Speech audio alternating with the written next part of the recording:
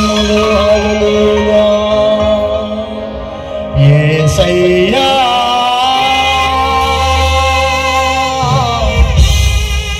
నా యేసయ్యా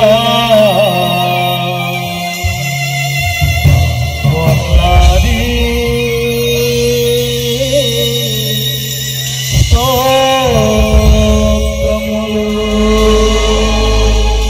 పరిశుద్ధుడైన తండ్రి, నీ పరిశుద్ధమైన ఘనమైన నామానికి నా శిరస్సు వంచి హృదయపూర్వకమైన కృతజ్ఞత స్తుతులు చెల్లిస్తున్నాను నాయన.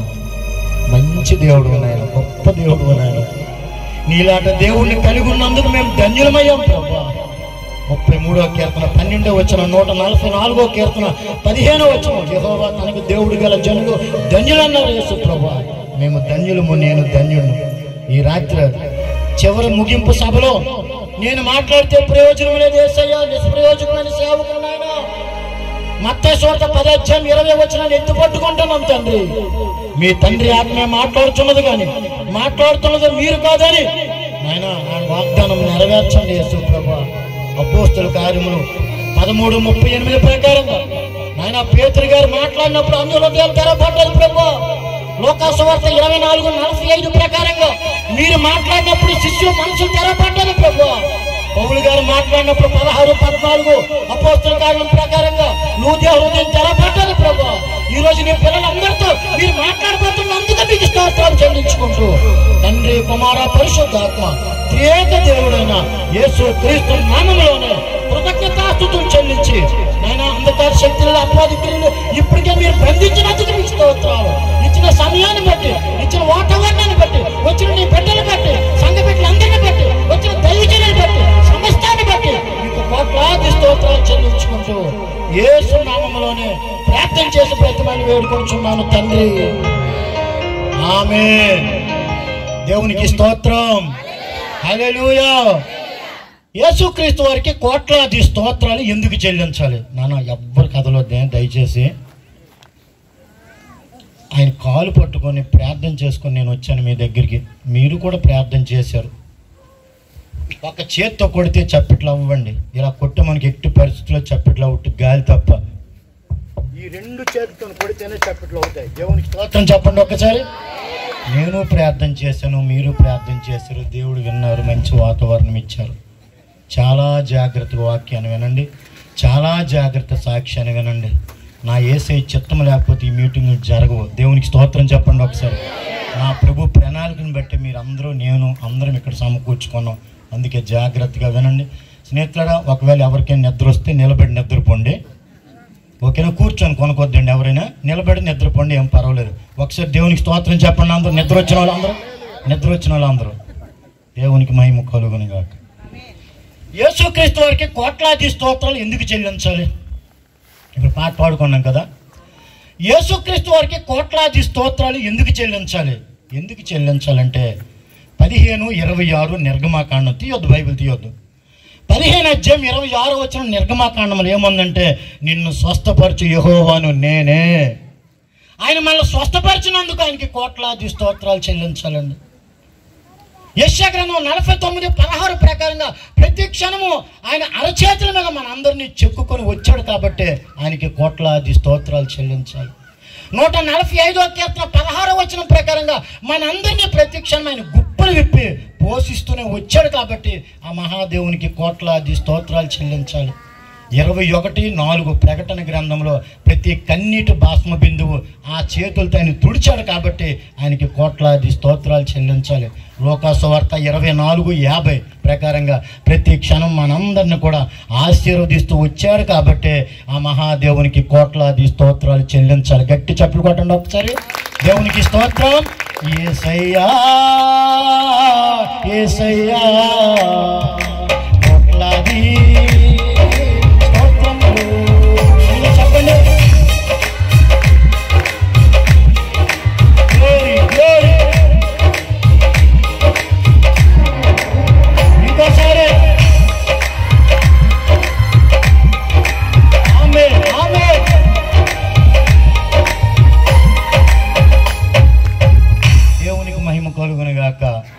మీరు నమ్మండి స్నేహితులారా.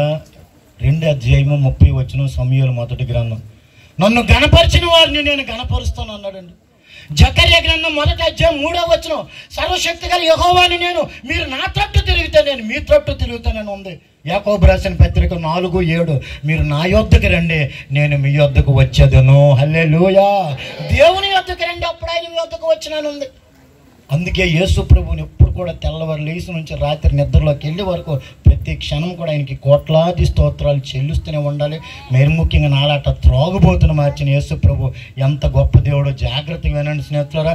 సాక్ష్యము అలాగే వాక్యాన్ని నేను అసలు ఇంకొక వాక్యం నా హృదయంలో సిద్ధపడి వచ్చాను. ప్రభువా ఇంకో వాక్యం చెప్పుకొని, కానీ ఇక్కడికి వచ్చిన తర్వాత పరిశుద్ధాత్మ దేవుడు ఈ వాక్యంతో మాట్లాడినన్నా, ఇక్కడ ఒకవేళ ఎవరైనా అలాంటి ఉంటే ఇది సరి చేసుకుంటారు. నా కుమారుడు ఈ వాక్యంతో మాట్లాడని కొరింథీయులకు రాసి మనస్ఫూర్తి చెప్తున్నాడని. అన్నం తిన్నప్పుడు కానీ గుర్తులేదు, డ్రెస్ మార్చుకున్నప్పుడు గుర్తులేదు, బస్సులో వచ్చినప్పుడు గుర్తులేదు. ఈ వాక్యం చెప్తాను ఏమాత్రం కూడా నేను అనుకోలేదు. నా వాక్యం సిద్ధపడి వచ్చిన వాక్యాన్ని ప్రభు పక్కన పెట్టి ఈ వాక్యంతో నా పిల్లలందరితో మాట్లాడన్నారు. నా యేసయ్యకి మహిమ కలుగునుగాక. దేవునికి స్తోత్రం. కొరింథీ సంఘముతో పౌలు గారు చెప్పిన మాట, కొరింథీ సంఘం ఎలాడో తెలిసినట్లుగా సొదొమ గొమొర్రా టైప్ అండి. ఆ కొరింథీ సంఘముతో యేసు ప్రభు వారు నామంలో పౌలు గారు చెప్పిన మాట 6:9-10 అన్యాయస్తులు దేవుని రాజ్యమునకు వారసులు కానేరరు, లోపులు, త్రాగుబోతులు. గమనించండి, ఇక్కడ చాలా ఉన్నాయి లిస్టు. ఈ 10 మంది లిస్టులో ఈ డిగ్రీలన్నీ నాకు ఉండేవి. నన్ను ఎలా ప్రభు తప్పించారో సాక్ష్యం ఏనండి స్నేహితులారా. మా సొంత ఊరు పార్వతీపురం, విశాఖపట్నం, విజయనగరం, బొబ్బిలి, పార్వతీపురం. ఈ యేసుప్రభు ఎవరో నాకు తెలియదు స్నేహితులారా. అన్న జాగ్రత్తగా వాళ్ళందరూ కూడా ఏ ఒక్కరు కూడా అటు ఇటు తిరగవద్దండి. ఈ యేసుప్రభు ఎవరో మా జీవితంలో మాకు తెలియదండి. బండికి బ్రేక్ ముఖ్యం, మనిషికి బ్రెయిన్ ముఖ్యం, క్రైస్తవుడికి సాక్ష్యం ముఖ్యం. ఆమేన్ చెప్పండి అమ్మ అందరూ. బండికి బ్రేక్ లేకపోతే ఏం జరుగుతుంది? ఎల్లుండి జ్ఞాపకార్థ కూడికే. బండికి బ్రేక్ లేకపోతే ఎల్లుండి జ్ఞాపకార్థ కూడిక. మనిషికి బ్రెయిన్ లేకపోతే మెంటల్ హాస్పిటల్ ఫుల్ అయిపోద్ది. క్రైస్తవుడికి సాక్ష్యం దెబ్బతినేసిన యేసు ప్రభు కూడా పక్కన పెట్టేస్తారండి. సిరిగిపోయిన బట్టలు, ఇనప మొక్క సామాన్లు ఎలాగైతే మనం పక్కన పెట్టేస్తామో సాక్ష్యం దెబ్బతింటే యేసు ప్రభు కూడా పక్కన పెట్టేస్తారు. మాత్రం కూడా పక్షపాతం లేదు. 2:11 రోమా పత్రిక 10:36 అపోస్తుల కార్యంలో దేవుడికి పక్షపాతం లేదని ఉంది అక్కడ వాక్యం. దేవునికి స్తోత్రం కలుగును గాక. అందుకే స్నేహితులు ఏమాత్రం కూడా పక్షపాతం లేని దేవుడు కాబట్టి సాక్ష్యాన్ని జాగ్రత్తగా కాపాడుకుంటే దేవుడే ఆశీర్వదిస్తారు. ఈ యేసు ప్రభు ఎవరో నాకు తెలియదు, నా జీవితంలో ఆయన ఎలా ప్రవేశించారో జాగ్రత్త వినండి స్నేహితులారా. సొంతూరు పార్వతీపురం, పార్వతీపురం నుంచి విశాఖపట్నం ఇంచుమించు 150 కిలోమీటర్ల దూరం ఉంటుంది. విశాఖపట్నానికి పార్వతీపురానికి 4 గంటలు 3.5 గంటలు జర్నీ ఉంటుందండి. విశాఖపట్నం వచ్చాం, కొంత పొలం ఉంటే అన్నయ్య, తమ్ముడు, నేను, అమ్మ, నాన్న వైజాగ్ వచ్చాం స్నేహితుడా. మా నాన్నగారు పార్వతీపురానికే పరిశుద్ధుడు. మా నాన్నగారు పార్వతీపురానికే 4 భార్యలు. అర్థమైందండి? అంటే ఎలాంటి శాపగ్రస్తమైన జీవితమో చూడండి. 4 భార్యలు, మొదట ఒక అమ్మ, తర్వాత ఒక అమ్మ, తర్వాత మా అమ్మ, తర్వాత ఇంకొక అమ్మ. ఇప్పటికి 86 సంవత్సరాలు బ్రతికే ఉన్నాడు, సెంచరీ కొడుతున్నాడు. ఇంకిప్పుడు బ్రతికే ఉన్నాడు స్నేహితుడు. అంటే ఎలాంటి శాపగ్రస్తమైన జీవితాలు ఆలోచించండి ఒక్కసారి. అలాంటిది నేను, అమ్మ, నాన్న, అన్నయ్య, తమ్ముడు విశాఖపట్నం వచ్చాం. అన్నయ్య, తమ్ముడు బాగా చదువుకున్నారు. మా ముగ్గురిని కూడా మా నాన్నగారు స్కూల్లో జాయిన్ చేశారండి. అన్నయ్య, తమ్ముడు బాగా చదువుకున్నారు. ఇద్దరు కూడా పోలీసులే. వాళ్ళిద్దరు పోలీసులు, నేను ఎస్ఐను అనుకుంటానరా? కాదండి. వాళ్ళు బాగా చదువుకొని పోలీసు ఉద్యోగాలు వచ్చాయి. నాకేమాత్రం కూడా చదువు అవ్వలేదండి. చిన్న వయసులో త్రాగుబోతుని అయిపోయాను. నా వయసు 20-21. విశాఖపట్నం త్రాగుబోతులు అందరికీ ప్రెసిడెంట్ను. అంటే పచ్చి త్రాగుబోతును ఆలోచించండి. చిన్న వయసులో త్రాగుబోతుని అయిపోయాను. అంతేకాకుండా వైజాగ్లో మహేష్ బాబు సినిమా రిలీజ్ అయితే ఫస్ట్ టికెట్ నాదే. మహేష్ బాబు అంటే అంత పిచ్చి నాకు. మహేష్ బాబు రాకముందు కృష్ణాని గారు పరిగెట్టాను.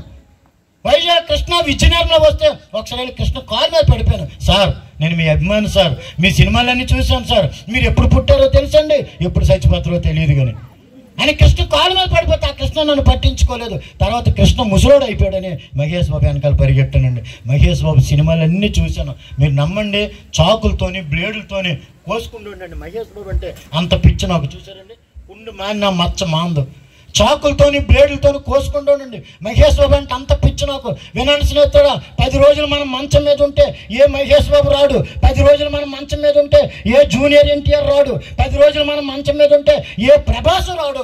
వస్తే యేసు ప్రభు రావాలా, వస్తే దైవజనులే రావాలా. గట్టి చెప్పులు కొట్టండి స్నేహితుడా. అప్పుడు నాకు ఇవన్నీ తెలియదండి. అప్పుడు నాకు తెలియదు. విశాఖపట్నంలో 52 సినిమా హాళ్ళు ఉన్నాయి. మీకు తెలియదు. నా బ్రతుకొకప్పుడు అదే. వైజాగ్లో 52 థియేటర్లు ఉన్నాయి. అలాగే రాత్రి అంతా కూడా పేకాట ఆడుకునే ఉండేవాడిని. పేక ముక్కలు కూడా 52 ముక్కలే. పేకాట ఆడినోడికి తెలుస్తుందండి. వైజాగ్లో 52 సినిమాలు ఉన్నాయి. పేక ముక్కలు కూడా 52 ముక్కలే. సంవత్సరానికి వారాలు 52. 52 వారాలు, 52 పేక ముక్కలు, 52 సినిమా హాలు. పాత నిబంధనలో 52 అధ్యాయాలు కలిగిన ఒక పుస్తకం ఉంది. ఏంటండి అది? పాత నిబంధనలో 52 అధ్యాయాలు ఉన్నాయి. Thank you sir. ఇర్మియా గ్రంథం. దేవునికి స్తోత్రం చెప్పండి ఒకసారి. క్రొత్త నిబంధనలో మత్తయి సువార్త నుంచి ప్రకటన గ్రంథం వరకు జాగ్రత్త అనే మాట కూడా 52 సార్లు ఉంది. గట్టి చప్పులు కొట్టండి ఒకసారి. దేవునికి స్తోత్రం. నేను చదివి చెప్తున్నాను మీకు. 52 సార్లు జాగ్రత్త జాగ్రత్త జాగ్రత్త అని యేసుప్రభు వారు చెప్పారు, పౌలు గారు చెప్పారు. ఆ మాటలు 52 సార్లు కొత్త నిబంధనలు ఉంది. పాత నిబంధనలు ఇర్మియా గ్రంథంలో 52 అధ్యాయాలు ఉన్నాయి. వైజాగ్లో 52 సినిమాలు ఉన్నాయి. పేక ముక్కలు కూడా 52 ముక్కలే. సంవత్సరానికి వారాలు కూడా 52. 52 వారాలు, 52 పేక ముక్కలు, 52 సినిమాలు. మహేష్ బాబు సినిమా రిలీజ్ అయితే ఆ థియేటర్ దగ్గర ఉండేవాడిను. ఒక చేత్తో ఈ చేత్తో ఒక టికెట్ తీసేవాడిను, ఈ చేత్తో ఒక టికెట్ తీసేవాడిను. ఒక టికెట్ బ్లాక్లో అమ్మేసేవాడిను, ఒక టికెట్తో సినిమా చూశానండి. ఆ ఒక్క సినిమా చూసి ఆ మిగతా డబ్బులతో మళ్ళీ సాయంత్రం క్వార్టర్ బాటిల్, మళ్ళీ త్రాగడము, మళ్ళీ ప్యాకెట్. ఇదే నా జీవితము. ఎప్పుడైతే నా పరిస్థితి బాగోలేదో అమ్మ చనిపోయింది స్నేహితుడా. అమ్మ చనిపోయిన తర్వాత నాన్న మళ్ళీ జీన్ ప్యాంటు టీ షర్ట్ వేసుకొని ఇంకొక పెళ్లి చేసుకున్నాడు. మా నాన్న జీన్ ప్యాంటు టీ షర్ట్ వేసుకొని తర్వాత మా నాన్న అమ్మ చనిపోయిన తర్వాత నాన్న ఇంకొక అమ్మని పెళ్లి చేసుకొని వేరే వెళ్ళిపోయాడు. అన్నయ్య తమ్ముడు ఇద్దరు బాగుపడ్డారు. ఇద్దరు కూడా గవర్నమెంట్ జాబులే, ఇద్దరు కూడా పోలీసు ఉద్యోగాలే. చిన్న వయసులో 21, 22 సంవత్సరాల్లో నేను నశించిపోయానండి. త్రాగుబోతుని అయిపోయాను. మీరు నమ్మండి. రాత్రి అంతా పేకాట, పగలంతా త్రాగడము, సినిమాలు, ఆ థియేటర్ల దగ్గర. ఇదే నా జీవితం అయ్యింది. ఒకరోజు మా నాన్నగారు నన్ను పిలిచారు. ఒరే, ఎలా లాభం లేదురా, నీకు పెళ్లి చేస్తాను, నీ భార్య వస్తే నీ బ్రతుకు మారుతుంది, ఎలాగైతే ఇంకా నా పరుగు తీసేస్తావురా, నువ్వు మీ అమ్మ చనిపోతూ నా చేతిలో పెట్టింది, నువ్వు మారవరా బాబు, చిన్న వయసులో త్రాగుబోతు అయిపోయారు అని మా నాన్న బాధపడి నాకు ఒక అమ్మాయిని చూపించారు. నీకు పెళ్లి చేసేస్తాను 10 నిమిషాలు. నా పెళ్ళిన సరికి నా భుజాలు ఊపాను. 10 నాన్న నాకు పెళ్లి చేయను అన్నాను. నాకు ఒక అమ్మాయిని చూపించారు. అమ్మాయి చాలా బాగుందండి, చాలా అందంగా ఉంది. చూసుకొని కూర లేకపోయినా అన్నం తినవచ్చు, అంత అందగెత్తి. నా మనసులో అనుకోను, అబ్బా ఎంత అందంగా ఉందో నాన్న, ఆ పిల్ల నుంచే పెళ్లి చేశానన్న. అందమైన మహేష్ బాబు దొరికాడు, అందమైన భార్య దొరికింది. నా బ్రతికి ఇలాగే వెళ్ళిపోద్దులే. 52 పేక ముక్కలతో, 52 థియేటర్లు, 52 వారాలు, నా జీవితం ఇలాగే వెళ్ళిపోద్దు నాన్న, ఆ పిల్ల నుంచే పెళ్లి చేశాను అన్నాను. మా నాన్నగారు ఆ అమ్మాయిని ఇచ్చే నాకు వివాహం చేశారు. కానీ నా భార్య వచ్చింది, కానీ నా బ్రతుకు మారలేదు. 31, 30 సామెతల గ్రంథం. అందం మోసకరము, సౌందర్యం వ్యర్థం. అందం దేవుడిచ్చింది, సౌందర్యం మనం చేసుకున్నది. 54 సంవత్సరాలు సినీ యాక్టర్ శ్రీదేవి ఈ భూమి మీద బ్రతికిందండి. కానీ ఏమైంది ఆవిడ అందం? ముంబై నుండి దుబాయ్ వెళ్ళి వాటర్ టబ్బులో పడిపోయిన కుళ్ళిపోయిన శవాన్ని ముంబై తీసుకొచ్చి తగలబెట్టారు. అంటే అందం ఏమైపోయింది స్నేహితులారా? కానీ నా మనసులో ఏమనుకున్నాను? అందమైన భార్య అనుకున్నాను, అందమైన మహేష్ బాబు అనుకున్నాను, నా బ్రతికి ఎలా వెళ్ళిపోతాను అనుకున్నాను. కానీ నా భార్య వచ్చింది, కానీ నేను ఎక్కడ ప్యాకెట్ ఆడితే అక్కడికి టీ తెచ్చేది, నేను ఎక్కడ ప్యాకెట్ ఆడితే అక్కడ భోజనం తెచ్చేది, నేను ఎక్కడ ప్యాకెట్ ఆడితే అక్కడికి వచ్చి ఇలా చెయ్యిలు కట్టుకొని నిలబడేది స్నేహితులారా. అంత మంచి భార్యను దేవుడు నాకు ఇచ్చారు. ఒకరోజు సంక్రాంతి పండుగ వచ్చింది.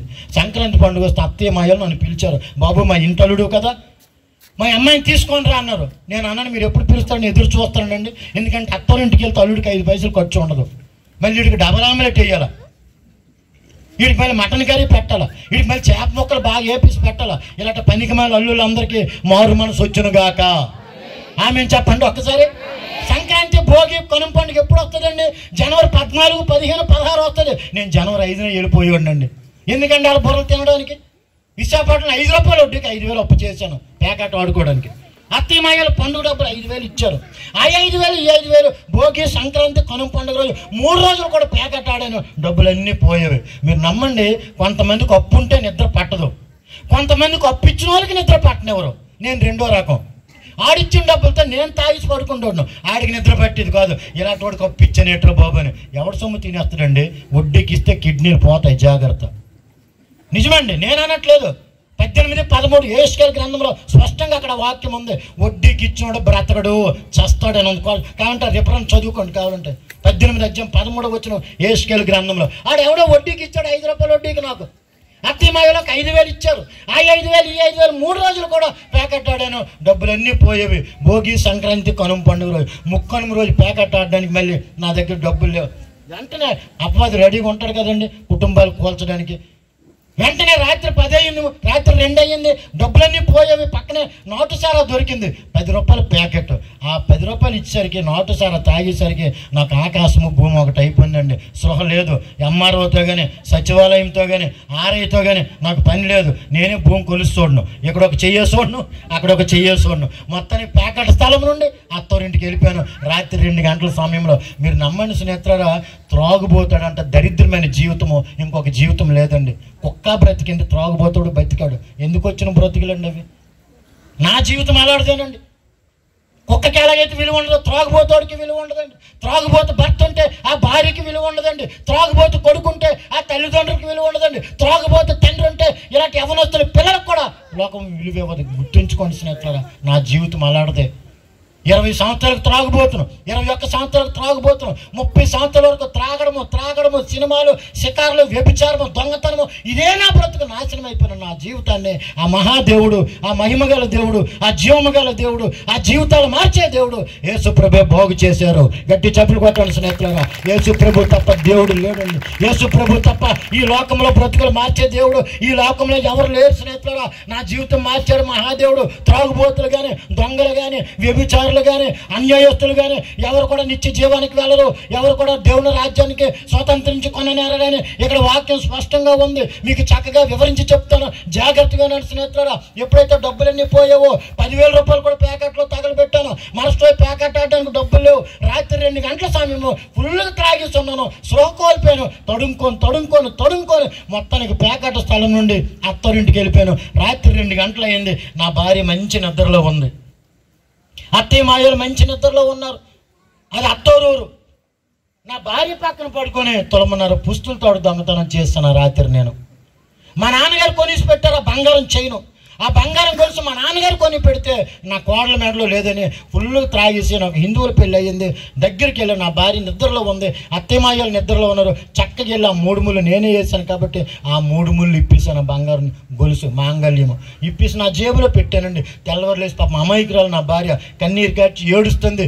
ఏమైంది ఈ పుస్తులతోడు, ఏమైంది బంగారం చేయను? నా భార్య ఏడుస్తుంది స్నేహితురా. మా అత్త ఏడుస్తున్నారు, మామ ఏడుస్తున్నారు. మా ఇంట్లో పోయింది, మా మీదకి నిందలు వస్తుంది. అది మా నాన్నగారు కొన్నారు కాబట్టి మీ నాన్న మా మీద వచ్చి పడిపోతాడు, మీ నాన్న మా మీద వచ్చి నిందలేస్తాడు. మా ఇంట్లో పోయింది ఏంటి మాకు ఈ దరిద్రమైన? అత్తయ్య ఏడుస్తుంది ఒక పక్క, మాయగారు ఏడుస్తున్నారు ఒక పక్క, నా భార్య అమాయకురాలు, నా భార్య కూడా ఏడుస్తుంది. నేను అక్కడే ఉన్నాను, నేను ఏడుస్తున్నాను. వగలమారి ఏడుపులు. వాళ్ళు నిజంగా ఏడుస్తే నేను వగలమారి ఏడుపులు ఏడుస్తాను. ఎందుకంటే నేను ఆడకపోతే వాళ్ళకి డౌట్ వచ్చేస్తుంది. యేసు ప్రభు నమ్ముకోకముందు ఇంగ్లీష్ సినిమాకి వెళ్ళాను. తెలుగే సరిగ్గా రాదు నాకు. పక్కోడు నవ్వితే నేను నవ్విస్తాను. బిజినెస్ ఎక్కువ, బిల్డప్ తక్కువ. ఎందుకు వచ్చిన జీవితాలు అండి ఇలాంటి జీవితాలు? నిజం స్నేహితులారా. అలాంటి పరిస్థితుల్లో అత్తయ్య మాయ నా భార్య ఏడుస్తుంటే నేను అక్కడే ఉన్నాను. ఈలోపు పల్లెటూరు కాబట్టి అక్కడ వచ్చాడు మా మాయ దగ్గరికి. అన్నయ్య ఏడొద్దు, గుమ్మలక్ష్మీపురం నాకు ఊరు ఉంది, అక్కడ ఒక మాంత్రికుడు ఉన్నాడు, ఈ గోరులో చూపిస్తాడు, ఎవడు తీస్తాడో దొరికిపోతాడు, ఒక 200 అన్నాడు. నాకు గుండెలు రాయిపడిపోయింది. ఈడేటి నా ప్రయాణం ఎందుకు వచ్చాడు? 1 గంట అయితే నేను వైజాగ్ వెళ్ళిపోతాను కదా అని నా మనసులో అనుకుంటానండి. మా మాయ అన్నాడు ఎవడో దొరకడమే కావాలా, ఇదిగో 200 అని ఇచ్చాడండి. ఆ 200 పట్టుకొని అక్కడికి ఒక 50 కిలోమీటర్లు ఉంటుంది. ఉదయం 10 గంటలకు వెళ్ళాడు, అటు నుంచి 2 గంటలకు వచ్చాడండి. వస్తూ ఏం చెప్పాడంటే, ఇదిగో ప్రజలందరికీ కలగబోవు మహాసంతోషకరమైన సువార్తమానం ఏంటంటే ఆ బంగారం చేయను ఇసుకలో పడిపోయింది అన్నాడట పనికి మేలుడు. ఆడే నిజమైనడైతే ఏమంటాడు ఆలోచించండి. ఆడే నిజమైనడైతే ఇదిగోండి గోరలో కనిపిస్తుంది, వాళ్ళు అల్లుడే తీస్తాడు, వెళ్ళి చూడండి అంటాడు. అనరా? పనికి మేలుడండి వీళ్ళందరూ కూడా. జ్యోతిష్కులు కానీ, సోది చెప్పుతామన్న వాళ్ళు కానీ, మాంత్రికులు కానీ, వీళ్ళందరూ పనికి మారాలే, నమ్మదగిన వారు కాదు. నా యేసు ప్రభువే నమ్మదగిన వాడు. గట్టి చెప్పులు కొట్టండారా. నా ప్రభువుకు మహిమ కలుగును గాక. నా యేసయ్య నమ్మదగిన వాడు. తిమోతి రాసిన 2వ పత్రిక 2వ అధ్యాయం 13వ వచనం ప్రకారంగా మనం నమ్మదగిన వారము, ఆయన నమ్మదగిన వాడని అక్కడ వాక్యం ఉంది. నా యేసయ్య నమ్మదగిన వాడండి. వెంటనే ఎప్పుడైతే ఆడు శుభవార్త చెప్పాడో నా మనసులో అనుకున్నాడు, బాబు నువ్వు ఎక్కడున్నా నీకు హ్యాట్స్ ఆఫ్ రా బాబు, నీలాంటి వాళ్ళు అందరూ ఉంటే నాలాంటి వాళ్ళు చెలరేగిపోతారా నాయన, థ్యాంక్స్ రా బాబు అని మనసులో అనుకున్నాను నేను.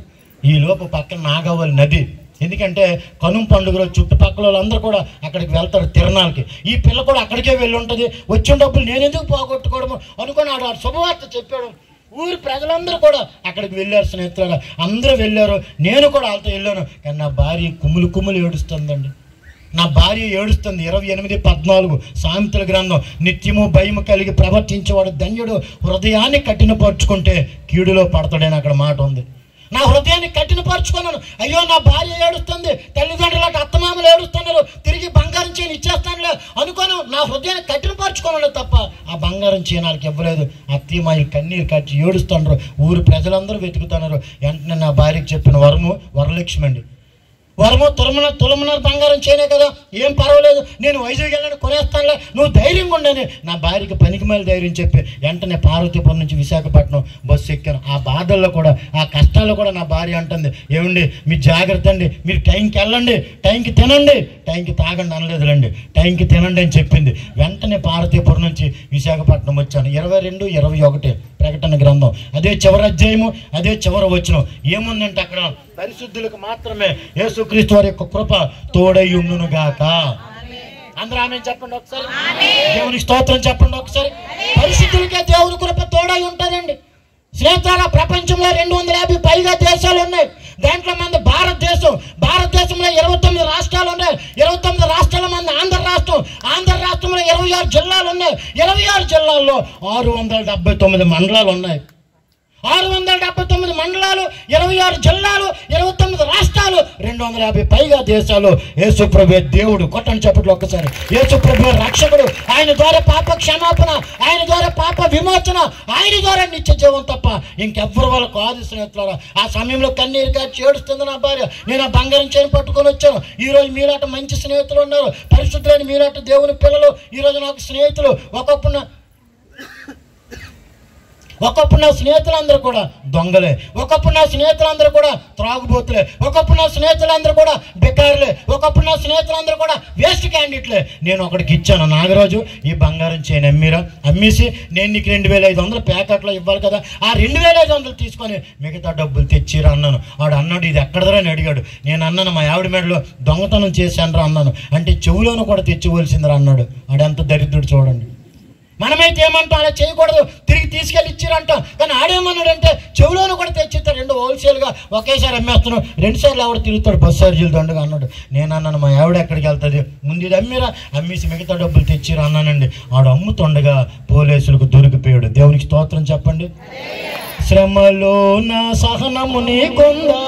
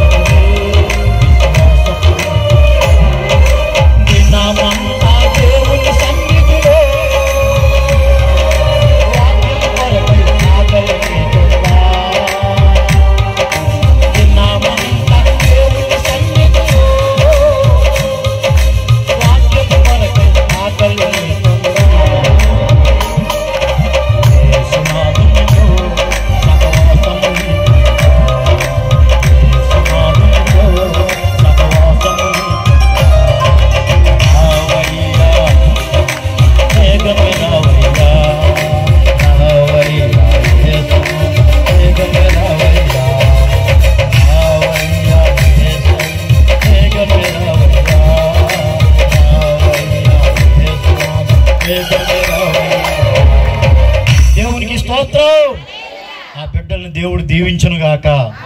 దేవునికి మహిమ కలుగునుగాక. చక్కనైన ఆర్కెస్ట్రా పెట్టారండి. ఇంటికి వెళ్ళాలి ఎంత ముఖ్యమో మీటింగులకు ఆర్కెస్ట్రా అంత ముఖ్యం. ఆమెను చెప్పండి ఒకసారి. ఇంటికి వెళ్ళాలి, లేకపోతే ఇల్లు చీకటే.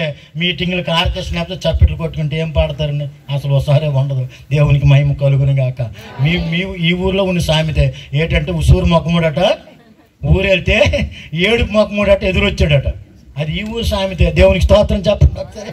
అందుకే ఉసూరు అనుకొని ఉండకూడదు, ఉసారుగా ఉండాల. 12:27 సామెతలు. చురుకుగా ఉండుట గొప్ప భాగ్యమైన ఉంది. 12:27 సామెతలు. అందులో ప్రతి క్రైస్తవుడు కూడా చురుకుగా ఉందుముగాక. దేవునికి స్తోత్రం కలుగునుగాక. హల్లెలూయా. నేను ఎక్కడికి వచ్చాను స్నేహితులారా?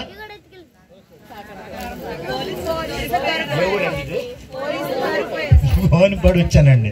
దేవునికి స్తోత్రం. ఎప్పుడైతే స్నేహితులారా బంగారం చేయను ఆడికి ఇచ్చానో ఆడు అమ్ముతుండగా పోలీసులకు దొరికిపోయాడు. పోలీసులకు ఎప్పుడైతే దొరికాడో 2 టౌన్ పోలీస్ స్టేషన్ తీసుకెళ్లి చితగొట్టేశారండి. ఎక్కడ దానికి దొంగ బంగారం, దొంగ నా కొడుకు అనుకొని చితగొట్టేశారు. ఆడికి వెంటనే దెబ్బలకు తట్టుకోలేక నా పేరు చెప్పేశాడు. బాబు నాది కాదండి బాబు, పలానా అశోక్. ఎందుకంటే దెబ్బ తగిలితే కానీ అబ్బ కనబడ్డా ఎవరికి. ఎప్పుడైతే ఆ దెబ్బ తగిలిందో నాది కాదండి పలానా అశోక్ ఇచ్చాడు అన్నారు. ఆడెవడన్నారు? పలానా ఆదర్శ నగర్ అన్నారు. రాత్రి 8 అయింది స్నేహితులారా. 2 కానిస్టేబుల్ వచ్చి తలుపు కొడతాండ్రు. తలుపు తీశాను. బెండ్ ఆన్లోనే ఉంది. అంటే త్రాగిసే ఉన్నాను. త్రాగుబోతోడికి గొప్ప ధైర్యం అండి. మందులో ఉన్నప్పుడు విశాఖపట్నం నాది అనేవాడును, మందు దిగిపోతే పిల్లి అయిపోయాడు. ఎప్పుడైతే 2 కానిస్టేబుల్ వచ్చారో నన్ను అడిగారు, నువ్వు బంగారం చేయని ఎవరికి ఇచ్చావు? వాడు మాకు దొరికిపోయాడు, మా ఎస్సీ గారు నేను పిలుస్తాను పద పోలీస్ స్టేషన్కి అన్నాడు. నాకేడు భయం? చెట్టు మీద దయ్యం. చెప్పండి, చెట్టు మీద దయ్యం. ఈ రోజైతే యేసు రక్తమే జయం, నాకేం భయం. కొట్టని చప్పట్లో ఒకసారి. యేసు రక్తమే జయం, నాకేం భయం. ఆ రోజు చెట్టు మీద దయ్యం, నాకేం భయం, నాకేం భయం. పద ఎస్ఐ గారి దగ్గర, కాకపోతే సిఐ గారి దగ్గరకు వస్తున్నాను. నన్ను వెంటనే ఎస్ఐ గారి దగ్గరికి తీసుకెళ్లారు. పోలీసులు ఎంత గౌరవంగా మాట్లాడతారో మనకు తెలుసు కదా, అంత గౌరవంగా మాట్లాడారు. ఒరేయ్ ఆ బంగారం చేయి నీదైతే దాన్ని బిల్లు చూపించరా, బిల్లు చూపిస్తే తిరిగి నీకు ఇస్తాను అన్నాడు. అంటే నేను అన్నాను నాదేనండి, కానీ మా నాన్న కొన్నాడు అది, ఆ బంగారం చేయనంటే అది మీ నాన్నని రమ్మని అన్నాడు. వెంటనే అక్కడి నుంచి మా నాన్న ఫోన్ చేశాను. నాన్న వరం మెడలో, వరం అంటాను వరలక్ష్మికి, వరం మెడలో తాడు నేనే తీస్తానన్నా. దొరికితేనే దొంగ, దొరకకపోతే 2 రెళ్ళు ఎంతండి?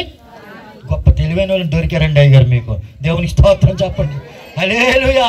ఎప్పుడైతే దొరికిపోయానో స్నేహితులారా మా నాన్నకు ఫోన్ చేశాను. నాన్న వరం మెడలో తాడు నేనే తీస్తానంటే మా నాన్న ఫోన్లోనే తిట్టాడు. తిట్టినా సిగ్గులేని మొఖానికి నవ్వే సింగారం. తిట్టుకుంటే తిట్టుకున్నావులే, అర్జెంట్ బిల్లు పట్టుకొని రా అన్నాను. ఒక లాయర్ని తీసుకొని మా నాన్న పోలీస్ స్టేషన్కి వచ్చాడు. వచ్చి అయ్యా నా కొడుకేనండి, దొంగ నా కొడుకు, తాగుబోతు నా కొడుకండి, ఇదిగోండి నా కోడల మెడలో ఈ బంగారం చేయని వేస్తే ఈ పనికి మనోడు త్రాగుబోతాడు దొంగతనం చేసి తీస్తాడండి, ఇదిగోండి బిల్లు అని చూపించినప్పుడు ఆ ఎస్ఐ గారు ఆ బిల్లు చూపించి వెంటనే బిల్లు చూసి ఆ బంగారం చేయను మా నాన్నకి ఇచ్చాడు. మా నాన్న అక్కడ ఉన్న వాళ్ళందరూ కూడా నన్ను తిట్టారండి. తిట్టినా నాకు సిగ్గు లేదు. అప్పుడు నా మీద పువ్వులు ఇస్తున్నట్టుగా అనిపించింది. ఎందుకంటే అప్పుడు నాలో దెయ్యం ఉంది, ఇప్పుడు నాలో నజరుడని యేసయ్య ఉన్నారు. హల్లెలూయా. దేవుడు ఉంటేనే భయం ఉంటుందండి. యెహోవాయందు భయభక్తులే దీర్ఘాయుకు మూలమంట. దేవుని భయమే మనకు ఆశీర్వాదం అంట. దేవుని భయమే మనకు కృప స్నేహితులారా. అప్పుడు నాకు దేవుని భయం లేదు, ఈ లోక సంబంధంగా నేను బ్రతుకుతున్నాను. ఎప్పుడైతే మా నాన్న ఇంక నువ్వు వేస్ట్ క్యాండిడేట్ రా బాబు, మీ అమ్మ చనిపోతే నా చేతిలో పెట్టిందో, నీ భార్య మేడలో పుస్తులతోడే నువ్వు దొంగతనం చేస్తే ఇంకేం బాగుపడతావురా, నీకు ఒక కత్తిరిస్తాను, బస్ స్టాండ్లో జేబులు కొట్టుకొని బ్రతుకు, నాకు 2 కొడుకులు అనుకుంటాను, నువ్వు చనిపోయావు అనుకుంటున్నానే. మా నాన్నగారు కూడా నన్ను విడిచిపెట్టేశారు. నాన్న విడిచిపెట్టేశారు, అన్నయ్య తమ్ముడు విడిచిపెట్టేశారు.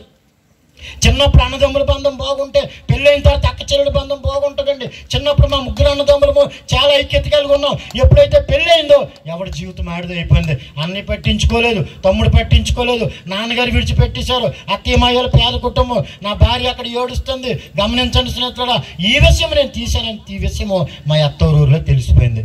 ఒక్కొక్క అమ్మ నోరు పేపర్ కంటే పవరు.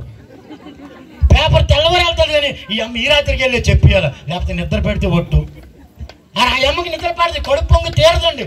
ఎవరు చెప్పేశారో తెలియదు కానీ మొత్తం మా అత్తూరులో మొత్తం తెలిసిపోయింది. వెంటనే మా మాయ ఆడికి అల్లుళ్ళ కాదు కొడుకులా చూశాను. వస్తే కాలు ఎరగొడతానని పెద్ద కర్ర పట్టుకుని ఊరి ఎంట్రన్స్లో నిలబడ్డాడు. నేను ఎందుకు వెళ్తాను, నాకు తెలుసు వాళ్ళు ఎలాగో కొడతారని. ఈ విషయం తెలిసి మా నాన్న విడిచిపెట్టేశారు, అత్తయ్యమాయలు విడిచిపెట్టేశారు. నా భార్య అయితే పక్కన ఒక నుయ్యి ఉంటే ఆ బావిలో పడిపోవడానికి వెళ్ళింది. నాకు ఇంకెలాంటి భర్త వద్దు, నేను చనిపోతాను, నాకు వద్దు అంటే కొంతమంది వెళ్ళి నా భార్యని బలపరిచారు. అమ్మా నిజమైన దేవుడు ఉంటే నీ భర్త మారతాడమ్మా, నీకు 3వ నెల కడుపుతో ఉన్నావు, నువ్వు ప్రెగ్నెన్స్తో ఉన్నావు, గర్భవతిగా ఉన్నావు, చనిపోకమ్మా, దేవుడు అన్నాడు ఉంటే నీ భర్తను మారుస్తాడు, దయచేసి ఇంటికి రాని నా భార్యని ఇంటికి తీసుకొచ్చారండి. కొన్ని రోజులు అయ్యింది, నేను వైజాగ్లో త్రాక్కుని తిరుక్కొని బ్రతుకుతాను, నా ఇష్టానుసారంగా జీవిస్తాను. ఈ లోపు నాకు ఒక ఆడపిల్ల పుట్టింది. ఆడపిల్ల పుట్టిందని నాకు తెలిసిందండి. వెంటనే నా మనసులో అనుకోను, కొడుకైతే బాగుంది కదా, నా ఇంటి పేరు ఉంటుంది, నా ఇలవేల్పు ఉంటుంది, ఇదేంటిది ఆడపిల్ల పుట్టేసింది అనుకుని చాలా భయపడిపోతాను, బాధపడిపోతాను. కానీ మళ్ళీ మనసులో అనిపిస్తుంది, సర్లే రెండోసారి అవకాశం ఉంది కదా, రెండోసారి కొడుకు పుడతాడులే అని మనసులో అనుకుంటే ఆ బిడ్డను తీసుకొని పార్వతీపురం నుంచి నా భార్య విశాఖపట్నం వచ్చింది. దేవుని మహాకృప, నేను కొడుకు కావాలని ఎదురు చూశాను. యేసు ప్రభు మంచి దేవుడు కాబట్టి రెండోసారి కూడా నాకు ఆడపిల్లే. గట్టి చప్పుడు కొట్టండి ఒకసారి. నేను కొడుకు కావాలని కనిపెట్టాను స్నేహితులారా. 19:21 సామెతల గ్రంథంలో, నరుని హృదయంలో ఆలోచనలు అనేకములుగా పుట్టెను, యెహోవా యొక్క తీర్మానమే స్థిరము.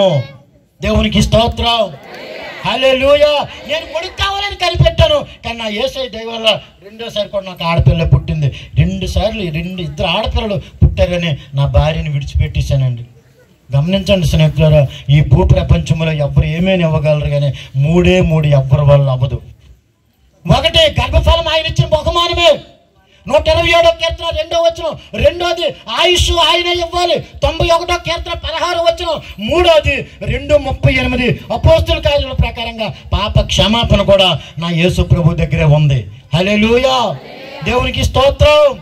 వెంటనే నా భార్యని ఆడపిల్ల కన్నదని, కొడుకుని కనలేదని నా భార్యని చితగొట్టేసి మళ్ళీ అత్తోరింటికి పంపించానండి. పార్వతీపురం పంపించాను. నువ్వు నాకు వద్దులే, కొడుకుని కనడం చేతకాని పనికి మళ్ళీ నోటుకొచ్చాడు బూతులు తిట్టి గట్టి కొట్టి సిగరెట్ ముట్టించి తొడల మీద కాల్చేసి ఇష్టాంశాలు చిత్రహింసలు 12 సంవత్సరాలు నరకం పెట్టానండి. ఏ భార్య ఉంటుందండి? 12 సంవత్సరాలు నరకం పెట్టాను. ఈ త్రాగుబోతోడుతోని, ఈ పనికి మేలాడుతాను, ఈ పనికి వెదవుతోని, ఈ అర్థమైన స్నేహితుడా, ఈ వ్యభిచారితోని, ఈ దొంగతోని 12 సంవత్సరాలు నరకం పెట్టాను నా భార్యని.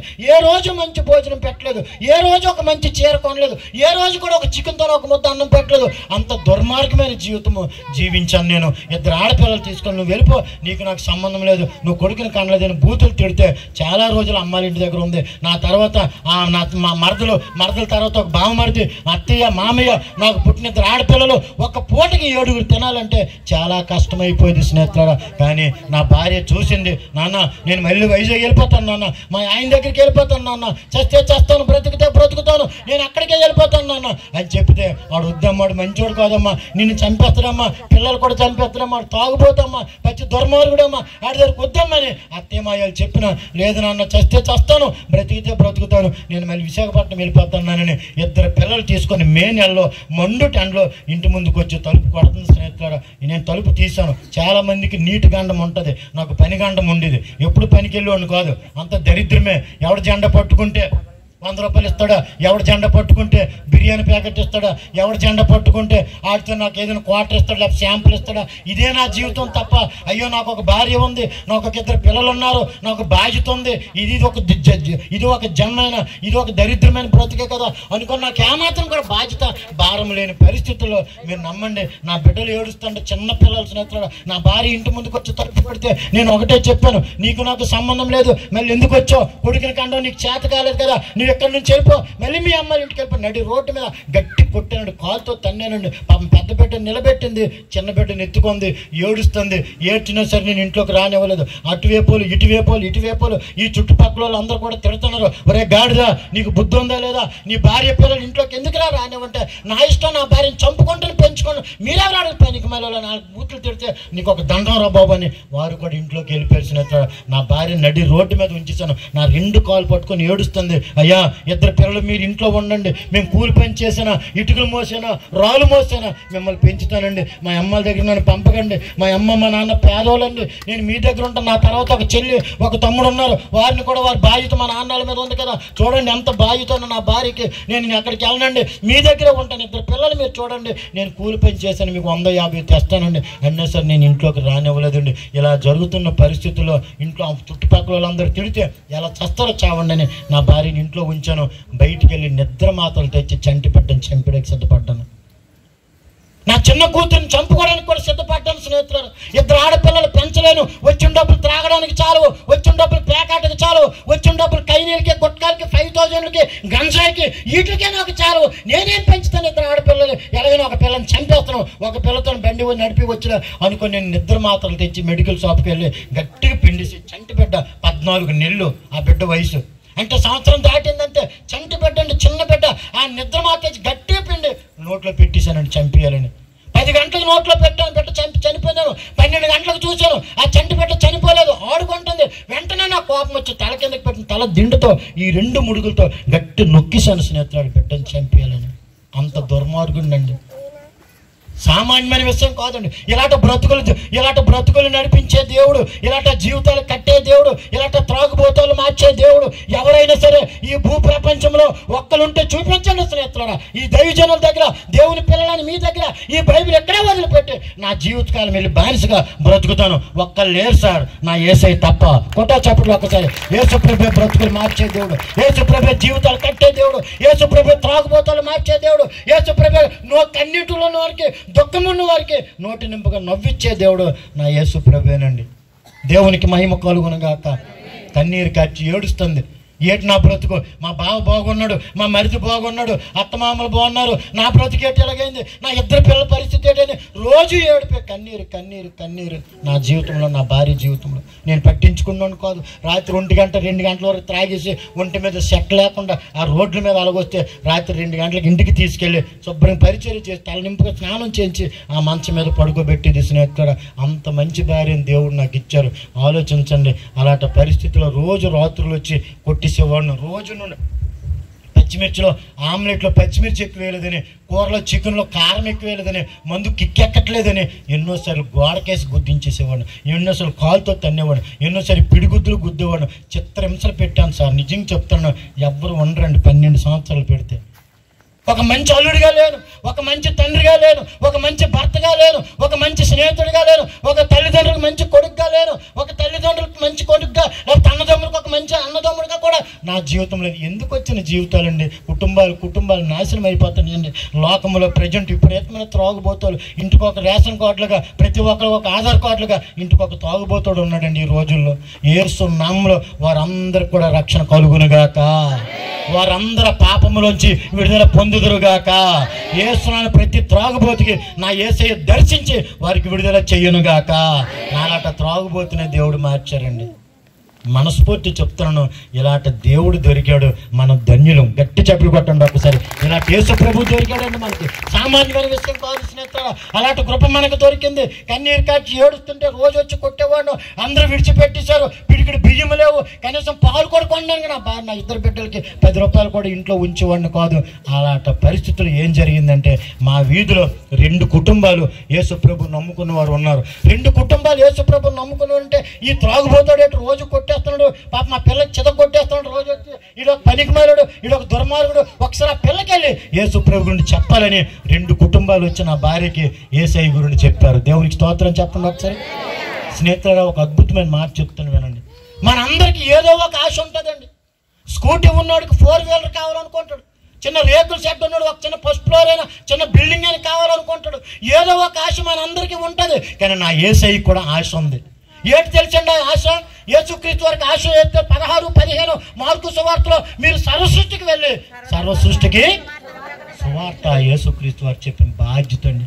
అది ఒక భారం అండి, అది ఒక ఆజ్ఞ స్నేహితులుగా. సువార్త ఖచ్చితంగా మనం ప్రకటించాలండి, సువార్త ఖచ్చితంగా ప్రకటించాలి. వారు వచ్చి 2 కుటుంబాలు వచ్చి నా భార్యకి 2 ఆడవాళ్ళు, పెద్దోళ్ళండి, ఆంటీలు. వాళ్ళు వచ్చి నా భార్యకి సువార్త చెప్పారు. ఏం చెప్పారంటే, అమ్మా చర్చికి రామ్మా, అమ్మా పాస్టర్ గారు ప్రార్థన చేస్తారు, దేవుని పిల్లలందరూ, సంఘ బిడ్డలందరూ కూడా ప్రార్థన చేస్తారు, సంఘ పెద్దలు ప్రార్థన చేస్తారు. నీ భర్త మారుతాడమ్మా, నీలాంటి త్రాగుబోతుని భార్యను చంపేస్తున్నాడమ్మా, పిల్లలు కూడా చంపేస్తున్నాడు, వాడు ఏమాత్రం మంచోడు కాదు. ఒక్కసారి యేసు ప్రభు దగ్గర చర్చికి రా, నీ జీవితం మారుతుంది, నీ భర్త మారుతాడు, నీ బిడ్డలు దీవించబడతారు. ఒకసారి మందిరానికి రా, యేసు ప్రభు దగ్గర పాస్టర్ గారు ప్రార్థన చేస్తారు, దేవుని పిల్లలు అందరూ కలిసి ప్రార్థన చేస్తారమ్మా, చర్చికి రామ్మా, యేసు ప్రభునమ్మ నిజమైన దేవుడు అమ్మని నా భార్యకి యేసయ్య గురించి చెప్తే నా భార్య భయపడ్డది. అయ్యో ఇతను కొట్టేస్తాడండి, నేను రానండి అన్నారు. పోనీ మీ ఆయనకి చెప్పు అన్నారు. తెల్లవారు లేసి నాకు చెప్పిందండి. ఆ రాత్రి ఫుల్ త్రాగేసి ఉన్నాను, ఆ రాత్రి చెప్పినా నేను వినలేను కాబట్టి తెల్లవారు లేసి నాకు చెప్పింది. మందు దిగిన తర్వాత, ఏమండి యేసు ప్రభు అంటండి, మీరు బాగుపడతారంటాం, పిల్లలు బాగుపడతారంట, మనం చర్చికి వెళ్దాం పదండి, మనం దీవించబడతాం పదండి, యేసుని నమ్ముకుందాం పదండి, చర్చికి వెళ్ళమంటే గట్టి కొట్టానండి గోప మీద. చంపేస్తాను యేసు ప్రభు గురించి చెప్తే. యేసు ప్రభు మన దేవుడు కాదు, యేసు ప్రభు అమెరికా దేవుడు, యేసు ప్రభు తెల్లోళ్ళ దేవుడు. మరి యేసు ప్రభు తెల్లోళ్ళ దేవుడు అయితే నల్లోళ్ళ పరిస్థితి ఏంటండి?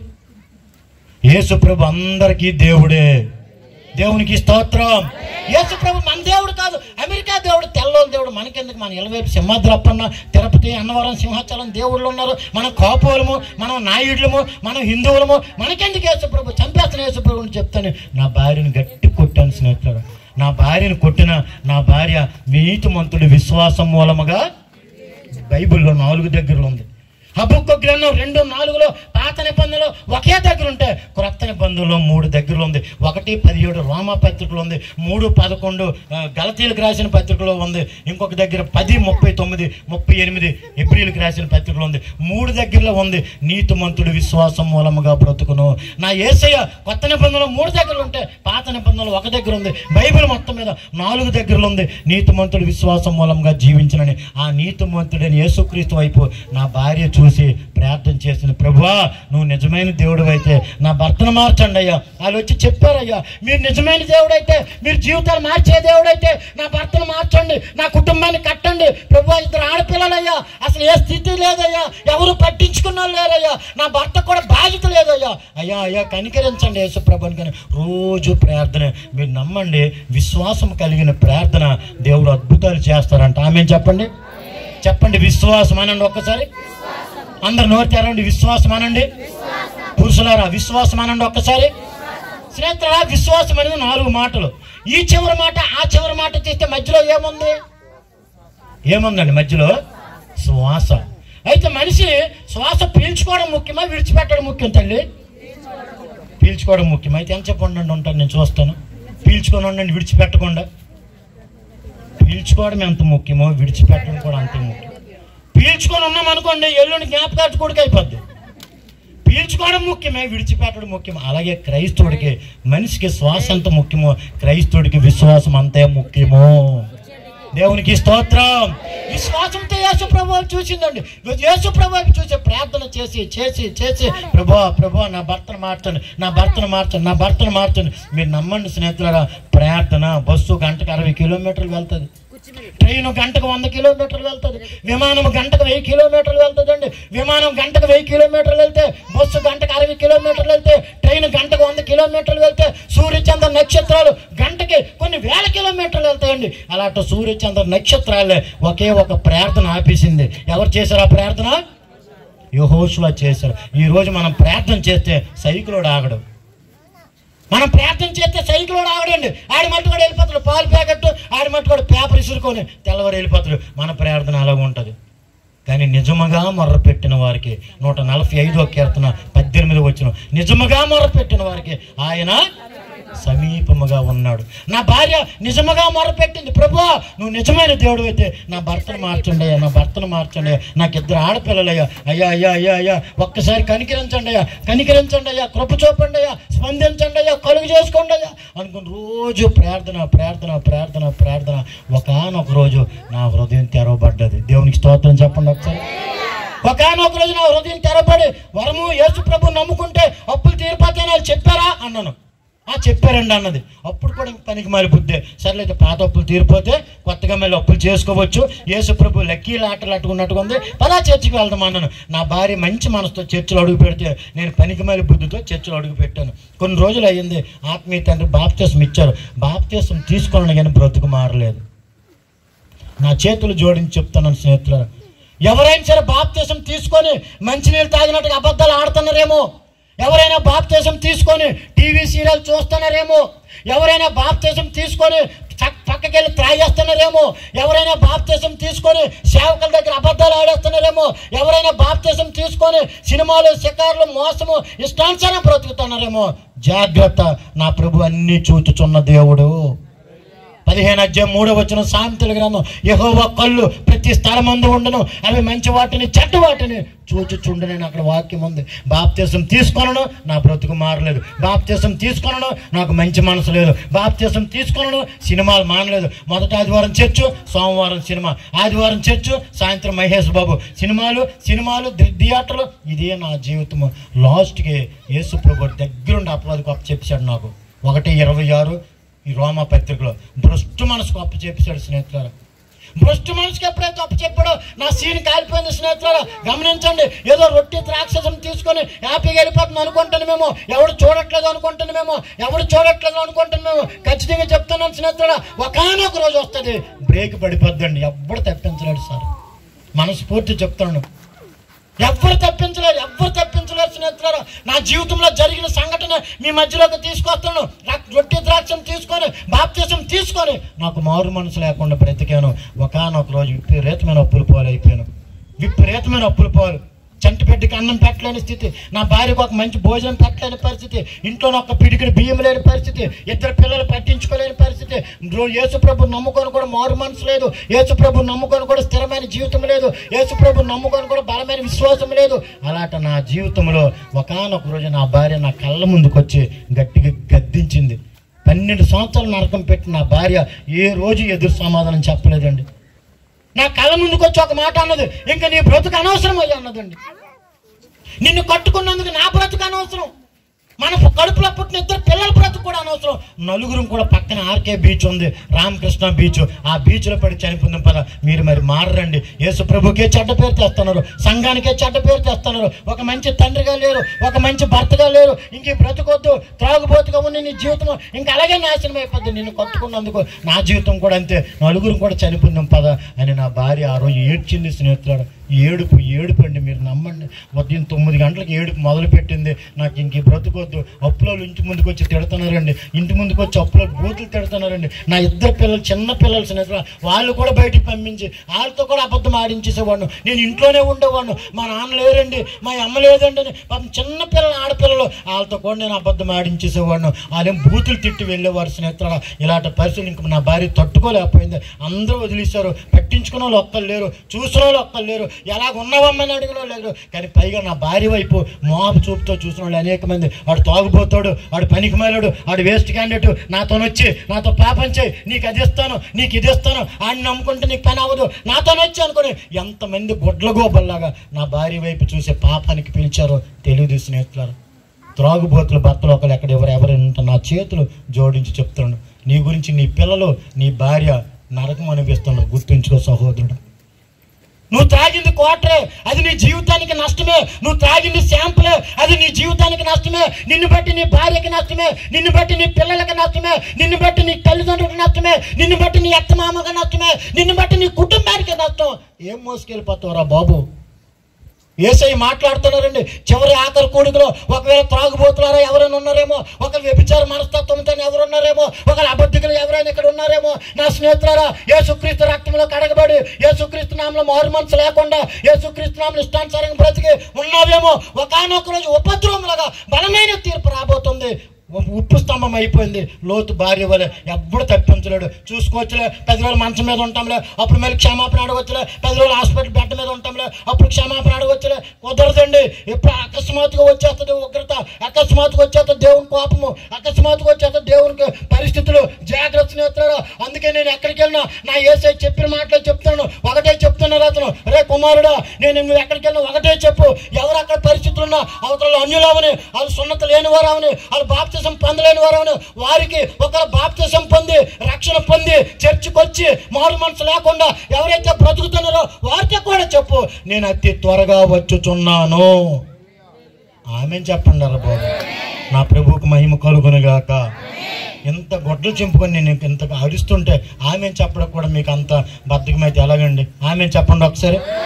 దేవునికి స్తోత్రం చెప్పండి ఒకసారి. హల్లెలూయా, దేవునికి స్తోత్రం. నా మనస్ఫూర్తి చెప్తున్నాను, ఇక్కడ ఉన్న వాళ్ళు ఎవ్వరు విడవబడరు, అందరూ పరలోకానికి వెళ్తాం. గట్టి చెప్పి కొట్టండి ఒకసారి, కొట్టండి గట్టిగా, కొట్టండి, నమ్మండి అంతే. కానీ ఒకటి సరి చేసుకుందాం స్నేహితులారా. మారు మనసు కలిగి బ్రతుకుదాం. ఒకళ్ళు ఎక్కడ చిన్న చిన్న ఉంటాయి, ఉండవని నేను అనట్లేదు. ఎవరు కూడా సంపూర్ణులు కాదు, ఎవరు కూడా పరిపూర్ణులు కాదు. కానీ చిన్న చిన్న సరి చేసుకుంటే నిత్య జీవానికి వచ్చినప్పుడు మనం బెడ్రూమ్లో ఉన్నా, బాత్రూంలో ఉన్నా, రైతు బజార్లో ఉన్నా, రైల్వే స్టేషన్లో ఉన్నా, బస్ స్టాండ్లో ఉన్నా, ఆ కడబోరతో వినగానే పరిశుద్ధులకే వినబడుతుంది. ఇమీడియట్గా రాకడలో ఎత్తబడతాం. దేవునికి స్తోత్రం కలుగునుగాక. 7 ఏండ్లు పరిశుద్ధులకు విందవబోతుంది. 7 ఏండ్లు పరిశుద్ధులకు విందవబోతుంది.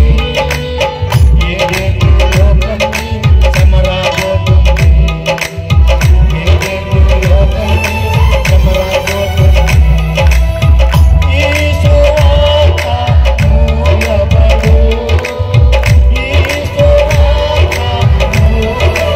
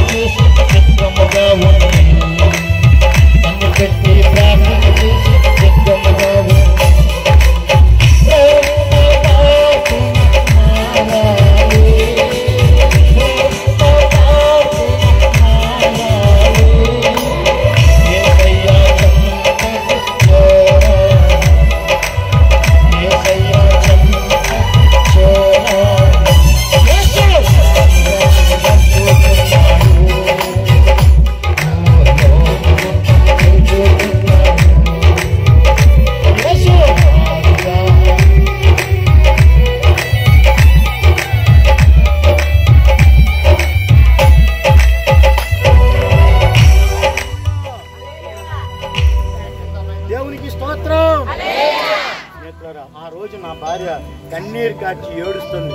ఇంక ఈ బ్రతుకొద్దు, మనం చనిపోయిన పదం, ఇంక ఈ జీవితం వద్దు, మనం చనిపోయిన పదం. నా భార్య కన్నీరు కార్చి ఏడుస్తుంటే ఆ రోజు అండి నా హృదయం తెరవబడ్డది. కన్నీటి ప్రార్థన ఎప్పుడు వ్యర్థమవుదు స్నేహితులారా. కన్నీటి ఉపవాస ప్రార్థన ఎప్పుడు వ్యర్థమవుదు స్నేహితులారా. నా చెల్లెళ్ళారా, అక్కల్లారా, ఒకళ్ళు ఎవరైనా మీ పరిస్థితిలో మీ కుటుంబ సభ్యులు అలాగ ఉన్నారంటే మీరు కన్నీరు కాచి ఆడవండి స్నేహితులారా. నా భార్య కన్నీరు కాచి ఏడ్చింది, ప్రభువా నా భర్తను మార్చండి అయ్యా. అయ్యా అయ్యా బాప్తిసం తీసుకొని నాయన పనికి మీద పని చేస్తాడు, ఇప్పుడు చనిపోతే నరకానికి వెళ్ళిపోతాడు అయ్యా. ఈ వాక్యాన్ని బట్టి త్రాగుబోతులు కానీ, అన్యాయస్తులు కానీ, దొంగలు కానీ, వ్యభిచారులు కానీ వీళ్ళందరూ కూడా పరలోకానికి వెళ్ళరు, నిత్య జీవానికి వెళ్ళరని, పరలోకానికి వెళ్ళరని వాక్యం చెప్తుంది. నా భర్త చనిపోతే నరకానికి వెళ్ళిపోతాడయ్యా, నా భర్తను మార్చండి అయ్యా అనుకుని ఏడుస్తూ ఏడుస్తూ ఏడుస్తుంటే ఆ రోజు నా హృదయం కరిగి మధ్యాహ్నం 3 నుంచి రాత్రి 10:30 వరకు నేను ఏడ్చానండి. ఆ రోజు బైబిల్లో యేసు ప్రభువు ఎన్ని దగ్గర ఏడ్చారండి? లాజర్ దగ్గర ఏడ్చారు 11:35 యోహాను సువార్త. ఇంకెక్కడ ఏడ్చారు ఆయన? 19:41 లూకా సువార్తలో ఆ పట్టణంలో చూచి యేసు ఏడ్చి అని ఉంది. 19:41 లూకా సువార్తలో. ఇంకొక దగ్గర ఏడ్చాడు 14:38 మార్కు సువార్త.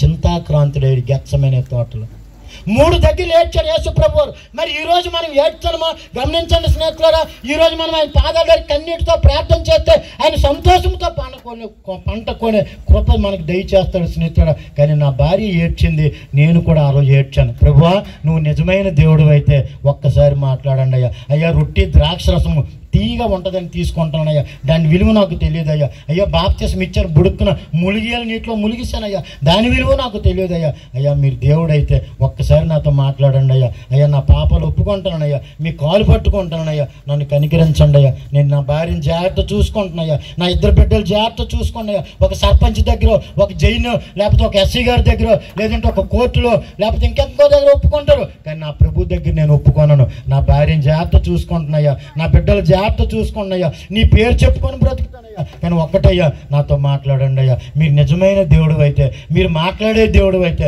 మీరు బ్రతుకులు నిలబెట్టే దేవుడు అయితే ఒక్కసారి నాకు ఒక సూచక క్రియ నాకు చూపించండి అయ్యా, కనపరచండి అయ్యా, మాట్లాడండి అయ్యా అనుకుని మధ్యాహ్నం 3 నుంచి రాత్రి 10:30 వరకు ఏడ్చాను. 7 గంటలు 7 అవర్స్ ఆయన కాలు పట్టుకొని ఏడ్చానండి. మీరు నమ్మండి, పాపము ఒప్పుకొన్నాను, ప్రతి పాపము ఒప్పుకొనండి, ప్రతి పాపము ఒప్పుకొనండి. పాపము ఒప్పుకుంటేనే దేవుని కనికరం పొందుకుంటాం మనం. ఆమె చెప్పండి. అతిక్రమం దాచిపెట్టేవాడు వర్ధిల్లడు, వాటిని ఒప్పుకొని విడిచిపెట్టిన వాడే 28:13 సామెతలు. అతిక్రమాలు దాచిపెట్టేవాడు వర్ధిల్లడండి, దాన్ని ఒప్పుకోవాలా, విడిచిపెట్టాలి. చాలా మంది ఒప్పుకుంటారు, విడిచిపెట్టడం. వరమో రేపు నుంచి తాగను, నీ మీద ఒట్టాను, రెండోసారి తాగేసేవాడిను. ఒప్పుకుంటాను కానీ విడిచిపెట్టట్లేదు. మరి దేవుని కనికరం ఎలాగ వస్తుందండి? అతిక్రమాలు దాచిపెట్టేవాడు వర్ధిల్లడు, కానీ ఒప్పుకొని ఆ రోజు మధ్యాహ్నం 3 నుంచి రాత్రి 10:30 వరకు ఒప్పుకొని అని కాలు పట్టుకొని ప్రతి పాపము ఒప్పుకొని 3 మాటలు చెప్తాను, జాగ్రత్తగా వినండి. ఈ వాక్యాన్ని బట్టి 3 మాటలు మీ ముందుకు తీసుకొస్తాను, జాగ్రత్త వినండి స్నేహితులారా. 9వ వచనంలో ఏముందండి? 9వ వచనం ఏముంది? 6వ అధ్యాయం 9వ వచనం ఏముందండి? అదే రిఫరెన్స్ అలా పట్టుకొని ఉండండి స్నేహితులారా. ఏముంది అక్కడ? 6, 9 చెప్పండి అమ్మ ఒకసారి. చూసారా? అన్యాయస్తులు దేవుని రాజ్యాన్ని స్వతంత్రించుకొనలేరు. ఎవరండి అన్యాయస్తులు? 19:8 రండి ఒకసారి. లోకాసు వార్త 19:8 వేగంగా చూడు. ఎవరు అన్యాయస్తులు? అక్కడ ఉందండి వాక్యం స్పష్టంగా. ఎవరు అన్యాయస్తులు? అక్కడ వాక్యం ఉంది. 19వ అధ్యాయము 8వ వచనం లోకాసు వార్త. అమ్మ మైక్లో చదవండి తల్లి. చూసారండి ఏముంది అక్కడ వాక్యము? అన్యాయము. ఇక్కడ వాక్యం ఏముంది? కొరింథీయులకు రాసిన పత్రికలో అన్యాయస్తులు దేవుని రాజ్యానికి. మీరు నమ్మండి, ఎక్కడ చూసినా అన్యాయం ఉంది. అన్యాయమేనండి. ఇప్పుడు ఎక్కడ చూసినా న్యాయం లేదండి. ఎక్కడ న్యాయం లేదు. ఎక్కడికి వెళ్తే అక్కడ లంచాలు, ఎక్కడికి వెళ్తే అక్కడ లంచాలు, ఎక్కడికి వెళ్తే అక్కడ పరిస్థితులు ఏమాత్రం కూడా బాగులేదు. కానీ నా ప్రభు దగ్గరకు వచ్చి కాలు పట్టుకుంటే, ఆ రోజు యేసు ప్రభు ఎరుకో పట్టణంలో వచ్చినప్పుడు వెంటనే జక్కయ్య పైన ఉన్నాడు. జక్కయ్య కిందకి దిగు, నీ ఇంటికి ఈ రోజు రక్షణ. యేసు ప్రభు దగ్గర రక్షణ అనే వరం ఉందండి. యేసు ప్రభు రక్షకుడు స్నేహితులారా. ఆయన పాదాల దగ్గరకు వచ్చి నా పాపాలన్నీ కూడా ఒప్పుకొను ప్రభు, నేను అన్యాయస్తున్నా ప్రభు, మీ పాదాలు పట్టుకుంటానయ్యా, నన్ను కనికరించండి అయ్యా. చెప్పండి స్నేహితుడు ఒక్కసారి, రక్షకుడు అనండి ఒకసారి. అందరు చెప్పండి, చివరిలో ఉన్నవాళ్ళు కూడా. రక్షకుడు అంటే అర్థం ఏంటి? రక్షించేవాడు. ఇంకా కొంచెం లోతుకి వెళ్ళండి, ఇంకా స్నేహితులారా, ప్రియుల పురుషులారు మీరు కూడా చెప్పండి, కొంచెం లోతుకి వెళ్ళండి. రక్షకుడు అంటే అర్థం ఏంటి? రక్షించేవాడు. ఇంకా లోపలికి వెళ్తే ఏముంటుందంటే, రక్షకుడు అంటే అర్థం ఏంటంటే రక్తము చిందించేవాడు. అందరికి చెప్పి కొట్టండి స్నేహితులారా, రక్తము చిందించేవాడు రక్షకుడు అండి. అందరు పడితే అందరు రక్షకుడు ఎవరు? రక్తము చిందించబడాలి. ఏ రక్తం అంటే అది పరిశుద్ధమైన రక్తము, నిష్కలంకమైన రక్తము, నిర్దోషి, ఏ దోషములైన రక్తము. ఆ చిందించబడితేనే ఆయనే రక్షకుడు అవుతాడు. వెంటనే జక్కయ్య కిందకి దిగు, నీ ఇంటికి రక్షణ వచ్చింది అనేసరికి ఇమీడియట్గా 8వ వచనం ఏమంటాడు? అయ్యా, నేను ఎవరి దగ్గర అన్యాయంగా తీసుకున్నాడు కాబట్టి ఆ మాట అన్నాడండి. ఎప్పుడైతే తీసుకున్నాడో వెంటనే ఏం చేశాడంటే 4 వంతులు తిరిగి ఇచ్చాడు. ఒక మాట చెప్తాను వినండి స్నేహితుడా, ప్రతి మానవుడు కూడా రక్షకుడు అవసరం. ఆమె చెప్పండి. 50 రూపాయలతో కొబ్బరి బొండం కొనండి, నీళ్ళు లేకపోతే అది వేస్ట్. 70,000 ఒక సెల్ ఫోన్ కొనండి, ఛార్జింగ్ పెట్టకపోతే అది వేస్ట్. 1,00,000 రూపాయలతో డబుల్ కట్ మంచం కొనండి, నిద్ర పట్టకపోతే అది వేస్ట్. సీఎం అవని, పిఎం అవని, కోటీశ్వరుడు అవని, ధనవంతుడు అవని, యేసయ్య నామములో రక్షణ లేకపోతే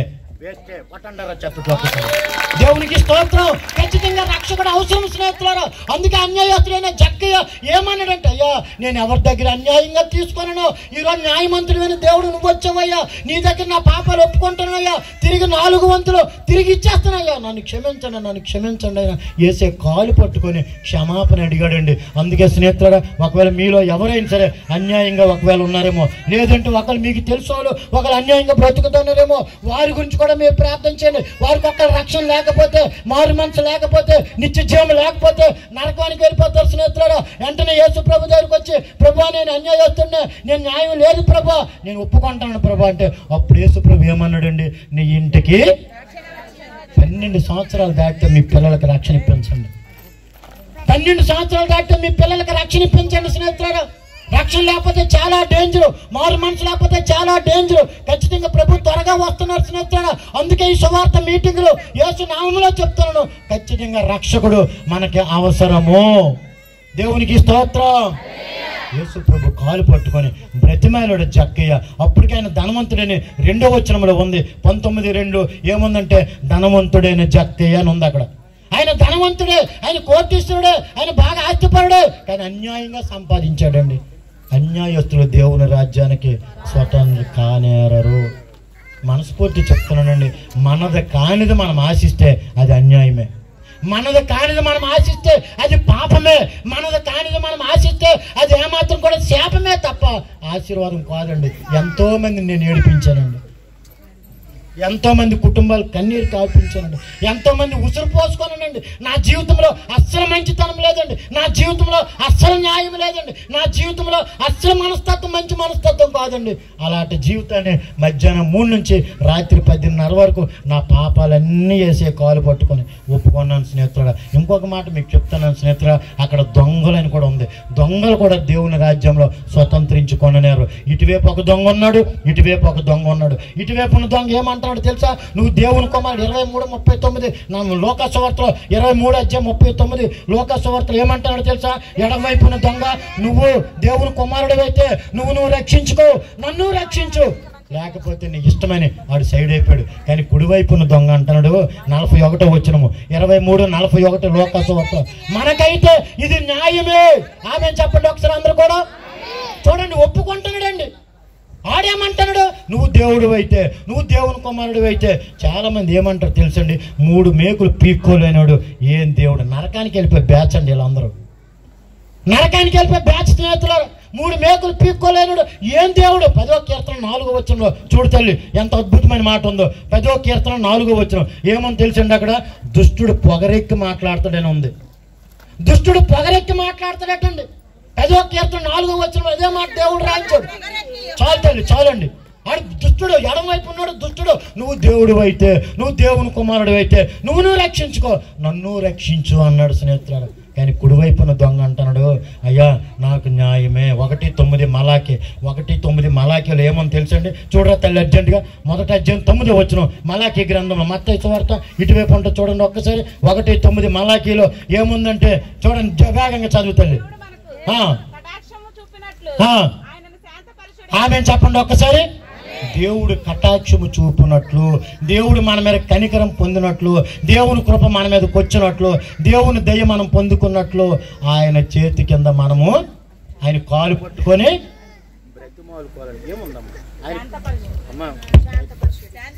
శాంతిపరచాలి. దేవుణ్ణి మనం శాంతిపరచాలి స్నేహితులు. ఎప్పుడైతే దేవుణ్ణి శాంతిపరుస్తామో అప్పుడు ఆశీర్వాదం పొందుకుంటాం. ఎడమవైపున దొంగ ఏమన్నాడు? నువ్వు దేవుడు అయితే, నువ్వు దేవుని కుమారుడు అయితే నువ్వు రక్షించుకో, నన్ను రక్షించు. 3 మేకులు పీక్కోలేనుడు ఏం దేవుడు. శుక్రవారమే చూస్తున్నావురా బాబు, ఆదివారం చూడు నా యేసయ్య మరణాన్ని జయించాడు. దేవునికి స్తోత్రం కలుగునుగాక. హల్లెలూయా. పాపం ఒప్పుకోవాలండి.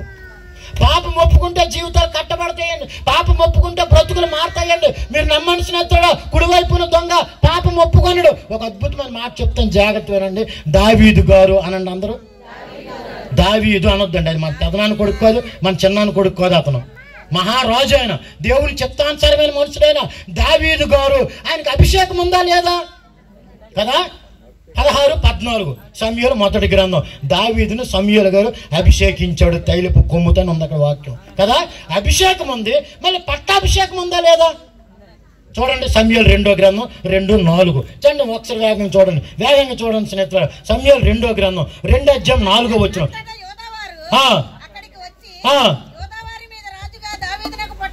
ఆమె చెప్పండి ఒక్కసారి. అభిషేకం ఉంది, పట్టాభిషేకం ఉంది, కానీ దావీదు గారు పడిపోయారు. స్నేహితులారా. పడిపోయిన తర్వాత ఏం జరిగింది తెలుసండి? పాపం ఒప్పుకోకపోతే ఏం జరుగుతుందో తెలుసా? పాపం కప్పుకుంటే ఏం జరుగుతుందో తెలుసా? 32వ కీర్తన 2-3 వచనంలో నీ ఎదుట నా పాపము కప్పుకొనకుండా ఒప్పుకొనుచున్నాను ప్రభు అని తర్వాత ప్రార్థన చేస్తాడు. ఏం జరిగింది తెలుసండి? 13వ అధ్యాయం 1-2 వచనాలు సమూయేలు 2వ గ్రంథంలో ఏమని తెలుసా? అబ్షాలోము, అమ్నోను, తామారు ముగ్గురు కనబడతారు అక్కడ. సమూయేలు 2వ గ్రంథం 13వ అధ్యాయం 1వ వచనం. అక్కడ ముగ్గురు కనబడతారు. ఎలాగుంటో తెలిసిన ఎత్తులారా? అమ్నోను, అబ్షాలోము ఇద్దరు కూడా అన్నదమ్ములే. తండ్రి ఒక్కడే, తల్లులు ఇద్దరు. బాగా వినాలండి. తండ్రి ఒక్కడే, దావీదు గారే తండ్రి. అబ్షాలోముకి అమ్నోనికి దావీదు గారే తండ్రి. తామారు అని ఒక చెల్లి ఉంది, అబ్షాలోము చెల్లి, దావీదు గారి కుమార్తె. కానీ ఏం జరిగింది తెలుసా? అమ్నోను ఆ తామారుని చూసి మోహించి పాపం చేశాడు. అదేమో అబ్షాలోముకి తెలిసింది, అమ్నోను చంపేశాడనే అధ్యాయంలో ఉంది. తర్వాత ఏం జరిగింది తెలిసిన స్నేహితులారా? 15-30 చూడు తల్లి ఒకసారి. సమూయేలు 2వ గ్రంథం 15వ అధ్యాయము 30వ వచనం.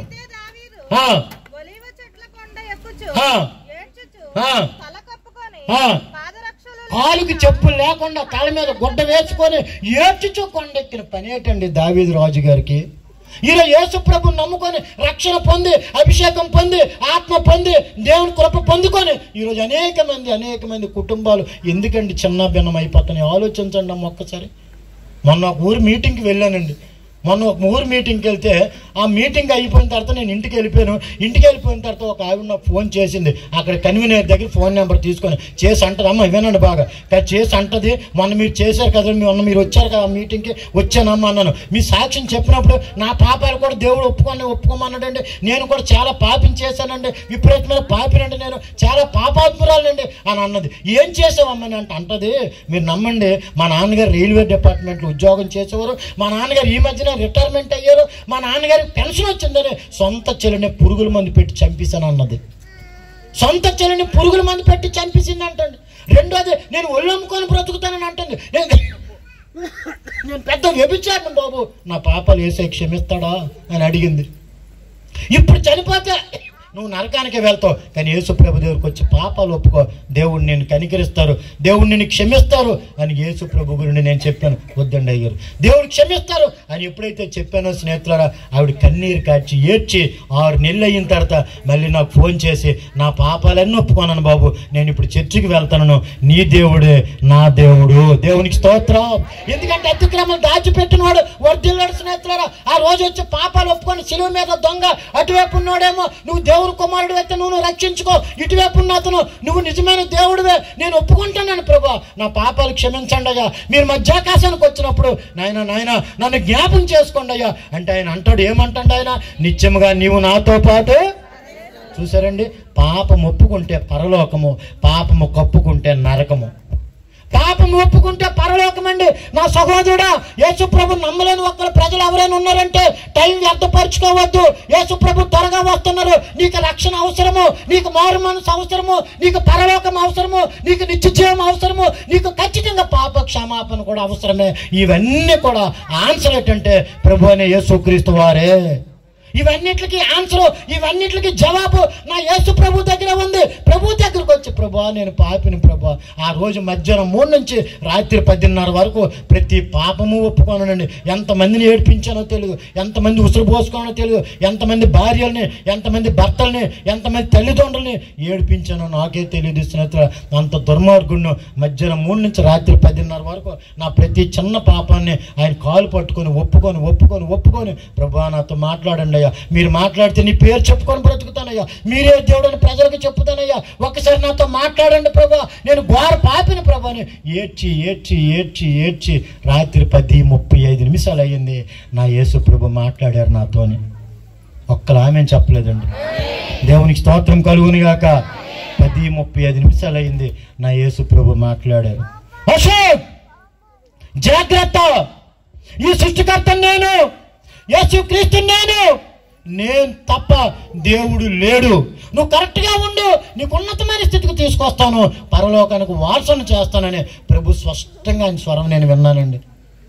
యేసు ప్రభు మాట్లాడినప్పుడు కూడా గొడ్ల గోబల్లా చూస్తుండ్రా మీరు? హల్లెలూయా చెప్పండి ఒకసారి, దేవునికి స్తోత్రం చెప్పండి ఒకసారి. పాపిని ప్రేమించువాడు యేసు ఒక్కడే, పాపిని రక్షించువాడు యేసు ఒక్కడే, పాపిని ప్రేమించువాడు యేసు ఒక్కడే, పాపిని రక్షించువాడు యేసు ఒక్కడే. నీ వేదనలో, నీ శోధనలో, నీ వేదనలో, నీ శోధనలో నీ అండగా నిలుచువాడు యేసు ఒక్కడే, నీ అండగా నిలుచువాడు యేసు ఒక్కడే, యేసు ఒక్కడే.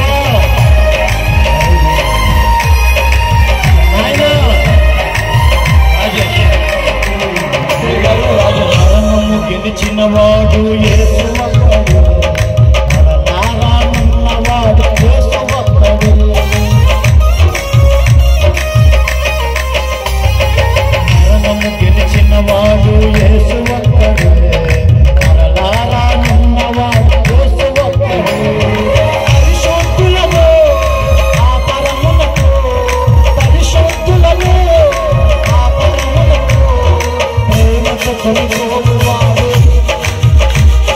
ప్రేమతో కొనిపోవాడు ఒక్కడే, యేసు ఒక్కడే, ఒక్కడే. దేవుడికి స్తోత్రం. మొన్న తెల్లవారు 3 నుంచి 4 గంటల వరకు దేవుడిచ్చిన నాకు ఇచ్చిన బహుమానం ఏంటంటే తెల్లవారు 3 నుంచి 4 ప్రార్థన, 3 to 4 తెల్లవారుజామున. ఎందుకంటే మొదట ప్రాధాన్యత ఆయనకి ఇవ్వాలి. ప్రార్థన చేసి నిద్రలోకి వెళ్ళానండి. నిద్రలోకి వెళ్తే ప్రభు మాట్లాడుతున్నారు. ఏమన్నారు తెలుసా? నా కుమారుడా, నువ్వు వెళ్ళిన ప్లేస్లో నా పిల్లలు అక్కడ ఉంటారు, అంటే మీరే. ఆ పిల్లలతో కూడా ఈ మాట చెప్పించు, ఒక్కడే యేసు ఒక్కడని చెప్పించనన్న. ఆ మాటను బట్టి నేను మహిమ పొందుకుంటాను అన్నారు. ఆమె చెప్పండి ఒకసారి. నమ్మిన వాళ్ళందరూ ఆమె చెప్పండి. అద్వితీయ దేవుడు. అందరు నోరు తెరవండి అమ్మ, చివరిలో ఉన్నవారు కూడా. దేవుడు చెప్పారని వినండి. నేను అబద్ధం ఆడట్లేదు, నా ప్రభువే ఇక్కడ ఉన్నారు. ఈ మాట దేవుడు కూడా వింటున్నారు. అద్వితీయ దేవుడు, అద్భుతములు చేయువాడు, పాపిని ప్రేమించువాడు, పాపిని రక్షించువాడు, మరణము గెలిచినవాడు, మరలా రానున్నవాడు. నీ వేదనలో, నీ శోధనలో జీవ మార్గమై సత్య దైవమై నీ అన్నత నిలుచువాడు, నీ అన్నత నిలుచువాడు ఒక్కడే, ఒక్కడే, యేసు ఒక్కడే, ఒక్కడే, ఆ పరిశుద్ధుడు ఒక్కడే, యేసు ఒక్కడే, ఒక్కడే, ఆ పరిశుద్ధుడు ఒక్కడే. దేవునికి స్తోత్రం. హల్లెలూయా. గమనించండి, దావీదు గారు చేసిన తప్పు, దావీదు గారు చేసిన పాపం, శిలువ మీద ఎడమవైపున దొంగ చేసిన పాపం, నరకానికి వెళ్ళిపోయాడు. దావీదు గారు చేసిన తప్పుకి పాప క్షమాపణ ఆయన పాదాల దగ్గర ఒప్పుకొని, ప్రభువా ప్రభువా ప్రభువా 151వ కీర్తన 32వ కీర్తన ఆయన కాలు పట్టుకొని ఏడ్చి ఏడ్చి ఏడ్చాడు. అప్పుడు నా ప్రభు క్షమించాడు. స్నేహితులారా, ఏ పరిస్థితిలో ఉన్నావో నేను మరీ చెప్తున్నానండి. ఈ ప్రాంగణంలో ఉన్న ప్రతి ఒక్కరు, ఈ మైదానంలో ఉన్న ప్రతి ఒక్కరి పట్ల నా యేసయ్య ఎంతో విలువ పెట్టి కొనుక్కున్నాడండి మన అందరినీ. అందరూ ఆమె చెప్పండి ఒకసారి. ఆయన ప్రాణం పెట్టుకున్నాడు. స్నేహితుడు, నేను మరీ చెప్తున్నాను, మళ్ళీ చెప్తున్నాను, మన ఎవ్వరిని కూడా ప్రభు విడిచిపెట్టరు. గట్టి చెప్పి కొట్టండి ఒకసారి, కొట్టండి గట్టిగా. దేవునికి స్తోత్రం కలుగును గాక. నా యేసయ్య మన ఎవ్వరిని విడిచిపెట్టరండి. కానీ అపవాది ఎలా ఒకలా పడగొట్టాలని చూస్తుంటాడు. ఆడికున్న టార్గెట్ ఆడికి ఉంది, నా యేసయ్యకున్న టార్గెట్ నా యేసయ్యకు ఉంది. కానీ మనము యేసయ్య వైపే చూద్దాము. అపవాది క్రియలు యేసు నామములో లయమైపోవును గాక. ప్రతి బంధకంలోంచి, ప్రతి పరిస్థితుల్లోంచి, ప్రతి అవిశ్వాసంలోంచి, లేకపోతే ప్రతి అల్ప విశ్వాసంలోంచి, ప్రతి బలహీనతలోంచి నా యేసయ్య మనందరిని తప్పించును గాక. నా ప్రభు మనందరిని తప్పించి నిత్య జీవానికి వారసులు చెయ్యును గాక. దేవునికి స్తోత్రం. ఒకటి, ఇటువైపు ఉన్న దొంగ ఒప్పుకోలేదు, నరకానికి వెళ్ళిపోయాడు. ఇటువైపు ఉన్న దొంగ ఒప్పుకొన్నాడు, నిత్య జీవానికి వారసులు అయ్యాడు. అన్యాయస్తుడైన జక్కయ్య పాపం ఒప్పుకొన్నాడు. ఆయన పాదాలు పట్టుకొని ప్రతిదీ కూడా ఒప్పుకొని వెంటనే ఆయన ఏమయ్యాడు? అబ్రహాము కుమారుడు అయిపోయాడు. స్నేహితులారా, ఇంకొక ఆవిడ గురించి చెప్తున్నాను. 8వ అధ్యాయము 10వ వచనం యోహాను సువార్త. ఏమైందంటే, అప్పుడు తీయొద్దులండి, అది తీసి ఉంచండి ఒక్కసారి. 10వ వచనం కరెక్ట్గా ఉంచండి. ఏముందంటే, అక్కడ యేసు ప్రభు దగ్గరికి కొంతమందిని తీసుకొని వచ్చి ఒక స్త్రీని తీసుకొస్తారు. తీసుకొచ్చి ఏమంటారు తెలుసా? మోషే ధర్మశాస్త్ర ప్రకారంగా మాకు వ్యభిచారంలో పట్టబడ్డది, చంపేస్తాం ప్రభా, నువ్వు అని ప్రభా అంటే, ప్రభు అన్నారు, సర్లే నేను అంటాను, ముందు మీలో ఎవరైనా పాపము చెయ్యకపోతే మొదట రాయి వెయ్యండి. ఒక్కడికి కనబడితే ఒట్టు అక్కడ. అంటే వాళ్ళు కూడా పాపం ఒప్పుకోవడానికి నచ్చలేదండి. వారు కూడా పాపం ఒప్పుకోవడానికి నచ్చలేదు. ఎప్పుడైతే నచ్చలేదు, అది ఏమయ్యారు? ఒక్కడు కూడా అక్కడ లేకుండా అందరూ వెళ్ళిపోయారు. అక్కడ ఎవరున్నారంటే 10వ వచనంలో చదువు తల్లి. 10వ వచనం, యేసు తల ఎత్తి చూచి అమ్మా, చెప్పండి ఈ మాట, అందరూ నోరు తెరవండి ఒకసారి. అందరూ అమ్మానండి. అదండి యేసయ్య ప్రేమ. ఒక వ్యభిచారిని పట్టుకొని అమ్మా అన్నాడంటే, ఆ అమ్మాయిని మాటలోనే ఆవిడ పాపాలన్నీ క్షమించబడ్డాయి. గట్టి చెప్పులు కొట్టండి ఒక్కసారి. అమ్మాయిని మాటలోనే ఆ పాపాలన్నీ క్షమించబడ్డాయి. కుమారుడు అని మాటలోనే మన పాపాలన్నీ క్షమించబడ్డాయి. కుమార్తె అని మాటలోనే మన పాపాలన్నీ క్షమించబడ్డాయి. స్నేహితుడు, అంత ప్రేమ కలిగిన దేవుడు ఎక్కడున్నారు సార్? ఎక్కడున్నాడమ్మా అలాంటి ప్రేమ కలిగిన దేవుడు?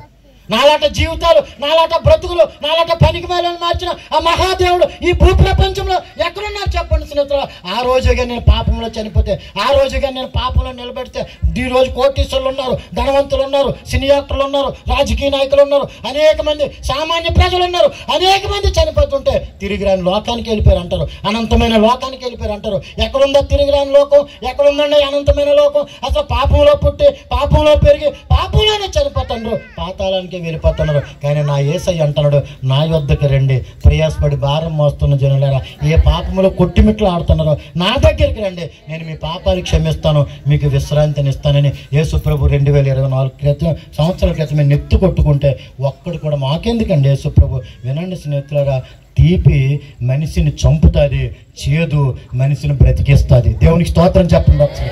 ఈరోజు పాపము తీగా ఉంటుందండి, వ్యభిచారము తీగా ఉంటుంది, త్రాగుడు తీగా ఉంటుంది, అబద్ధాలు తీగా ఉంటాయి. కానీ యేసు ప్రభు అనేసరికి ప్రజలకు చేదు. దైవజనుడు అంటే ప్రజలకు చేదు, దేవుని పిల్లలంటే ప్రజలకు చేదు. మాకు యేసు ప్రభు వద్దండి, చేదుగా ఉంది. కానీ రేపు పొద్దుము ఆ యేసు ప్రభు లోకానికి దిక్కు. అందరూ ఆమె చెప్పండి అమ్మ ఒక్కసారి. ఆ యేసు ప్రభు దిక్కండి. మనస్ఫూర్తి చెప్తాం, మనం కాళ్ళు ఎగరేస్తాం సార్ రేపు పొద్దు 1000 ఏళ్ళు పరిపాలన ఆయనతో పాటు కాళ్ళు ఎగరేస్తాం. ఆమె చెప్పండి రా, నా ప్రభుకి ఆమె చెప్పండి ఒక్కసారి. అలాంటి దేవుడు సార్ మన దేవుడు. ఆవిడొచ్చి కాలు యేసు పాదాల దగ్గర పెట్టి ప్రభు చంపేస్తాం ప్రభు అంటే ఒక్కడ కనబడలేదు. కానీ అప్పుడు యేసు ప్రభు ఏమన్నాడంటే, అమ్మా ఇక మీదట పాపం చేయొద్దమ్మా. అలాగే ప్రభు. ఇంకొక మీటింగ్కి వెళ్ళాను మొన్న, ఈ మాట కూడా చెప్తాను జాగ్రత్తగా వినండి. ఇంకొక మీటింగ్కి వెళ్ళి పిఎస్ స్వామి గారు 2 రోజులు, నాది 1 రోజు, 3 రోజులు మీటింగ్లు. అవి బలమైన మీటింగ్, ప్రజలు విపరీతంగా వచ్చారు. ఆ 3 రోజులు లాస్ట్ రోజే నాకు ఇచ్చారు అక్కడ దేవుని కృపను బట్టి. లాస్ట్ రోజు వెళ్ళాను, ఆ వాక్యము సాక్ష్యం పంచుకొని ఇంటికి వెళ్ళిపోయాను. ఇంటికి వెళ్ళిపోయిన తర్వాత 20 రోజులు అవుద్ది. ఇంకొక ఆవిడ ఫోన్ చేసింది. స్నేహితులారా, ఆడపిల్లలారా మీరు కూడా జాగ్రత్త వినాలి, తల్లులారా, అక్కలారా, చెల్లులారా మీరు కూడా జాగ్రత్త వినాలి. జరిగిన సంఘటన నేను అబద్ధం చెప్పట్లేదు స్నేహితులారా. వెళ్ళాను, 20 రోజులు అయింది. ఆమె నాకు ఫోన్ చేసింది. అయ్యా నన్ను ఎవరండి అన్నాను. తెల్లవారు 5:30కే ఫోన్ చేసింది. అయ్యా అంటే ఎవరండి, ఎవరమ్మా అంటే, నేను బాబు మన నువ్వు మీటింగ్కి వచ్చావు కదా, తుని అన్నవరము రాజమండ్రి దగ్గర ఆ మీటింగ్కి వచ్చావు కదా, నీ సాక్ష్యం విన్నాను బాబు, నువ్వు చెప్పిన మాటలు విన్నాను బాబు. అయ్యా నీలాంటి దుర్మార్గుడినే, నీలాంటి త్రాగుబోతుండే, నీలాట దొంగనే, నీలాట వ్యభిచారనే యేసు ప్రభు క్షమించాడు కదా, నన్ను క్షమిస్తాడా బాబు అన్నది. నువ్వేం చేసావమ్మా అన్నాను. అంటే అంటదండి, బాగా వినండి స్నేహితులారా, నాకు 3 పిల్లలు బాబు అన్నది.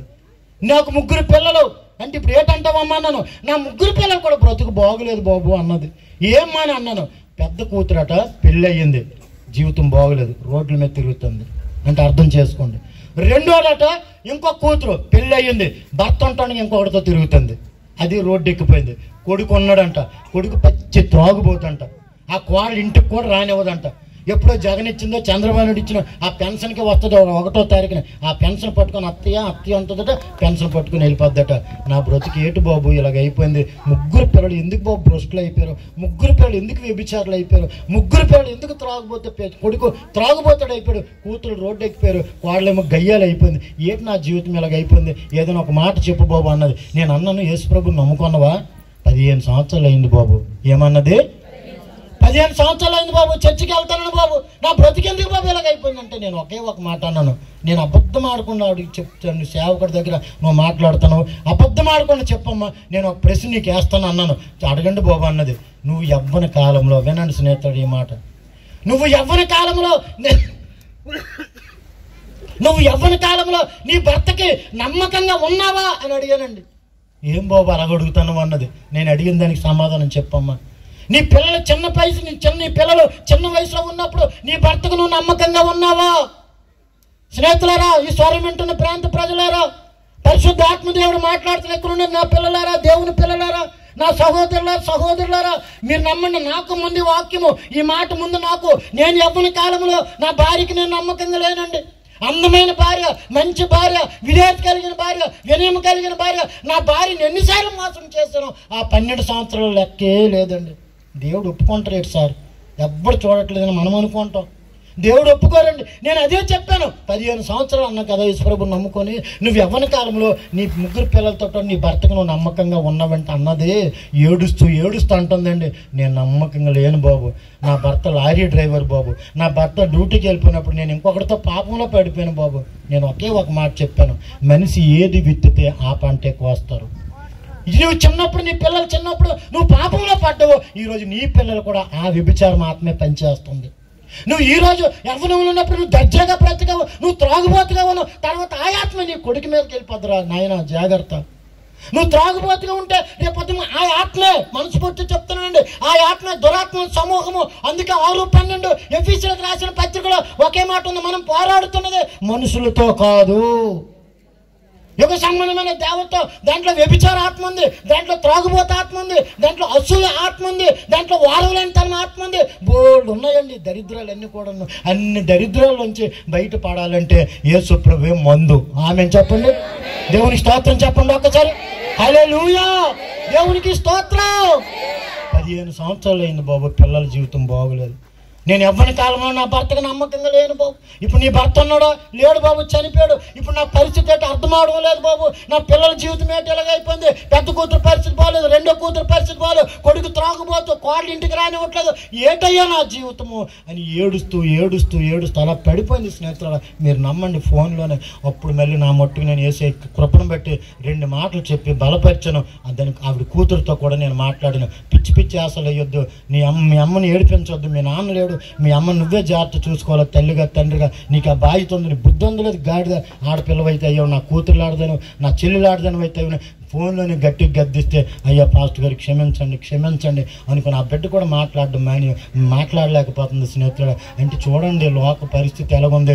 లోకంలో ఉన్నదంతా శరీరాశ అండి, లోకంలో ఉన్నదంతా నేత్రాశ అండి, లోకంలో ఉన్నదంతా జీవపడమ్మండి. కుటుంబాలు కొలప్స్ అయిపోతున్నాయండి, కుటుంబాలు నాశనం అయిపోతున్నాయండి, శరీర కోరికలు ఎక్కువైపోతున్నాయి స్నేహితుడా. నా చేతులు జోడించి చెప్తున్నాను స్నేహితుడా, శరీర కోరికలు విపరీతంగా ఉన్నాయి లోకంలో. నేనంటే అబద్ధం, యేసు ప్రభు చెప్తున్న నిజం. 8:38 మార్కు సువార్తలో యేసు ప్రభు ఏమంటున్నాడు తెలుసా? వ్యభిచార తరంలో మీరు ఉన్నారు, పాపం తరంలో మీరు ఉన్నారు, జాగ్రత్త బ్రతకన్న ప్రియులారా, జాగ్రత్త బ్రతకన్న సంగమా, జాగ్రత్త బ్రతకన్న పిల్లలారా అని యేసు ప్రభు నెత్తి కొట్టుకుంటున్నాడు. 8:38 చూడతాడు ఒకసారి.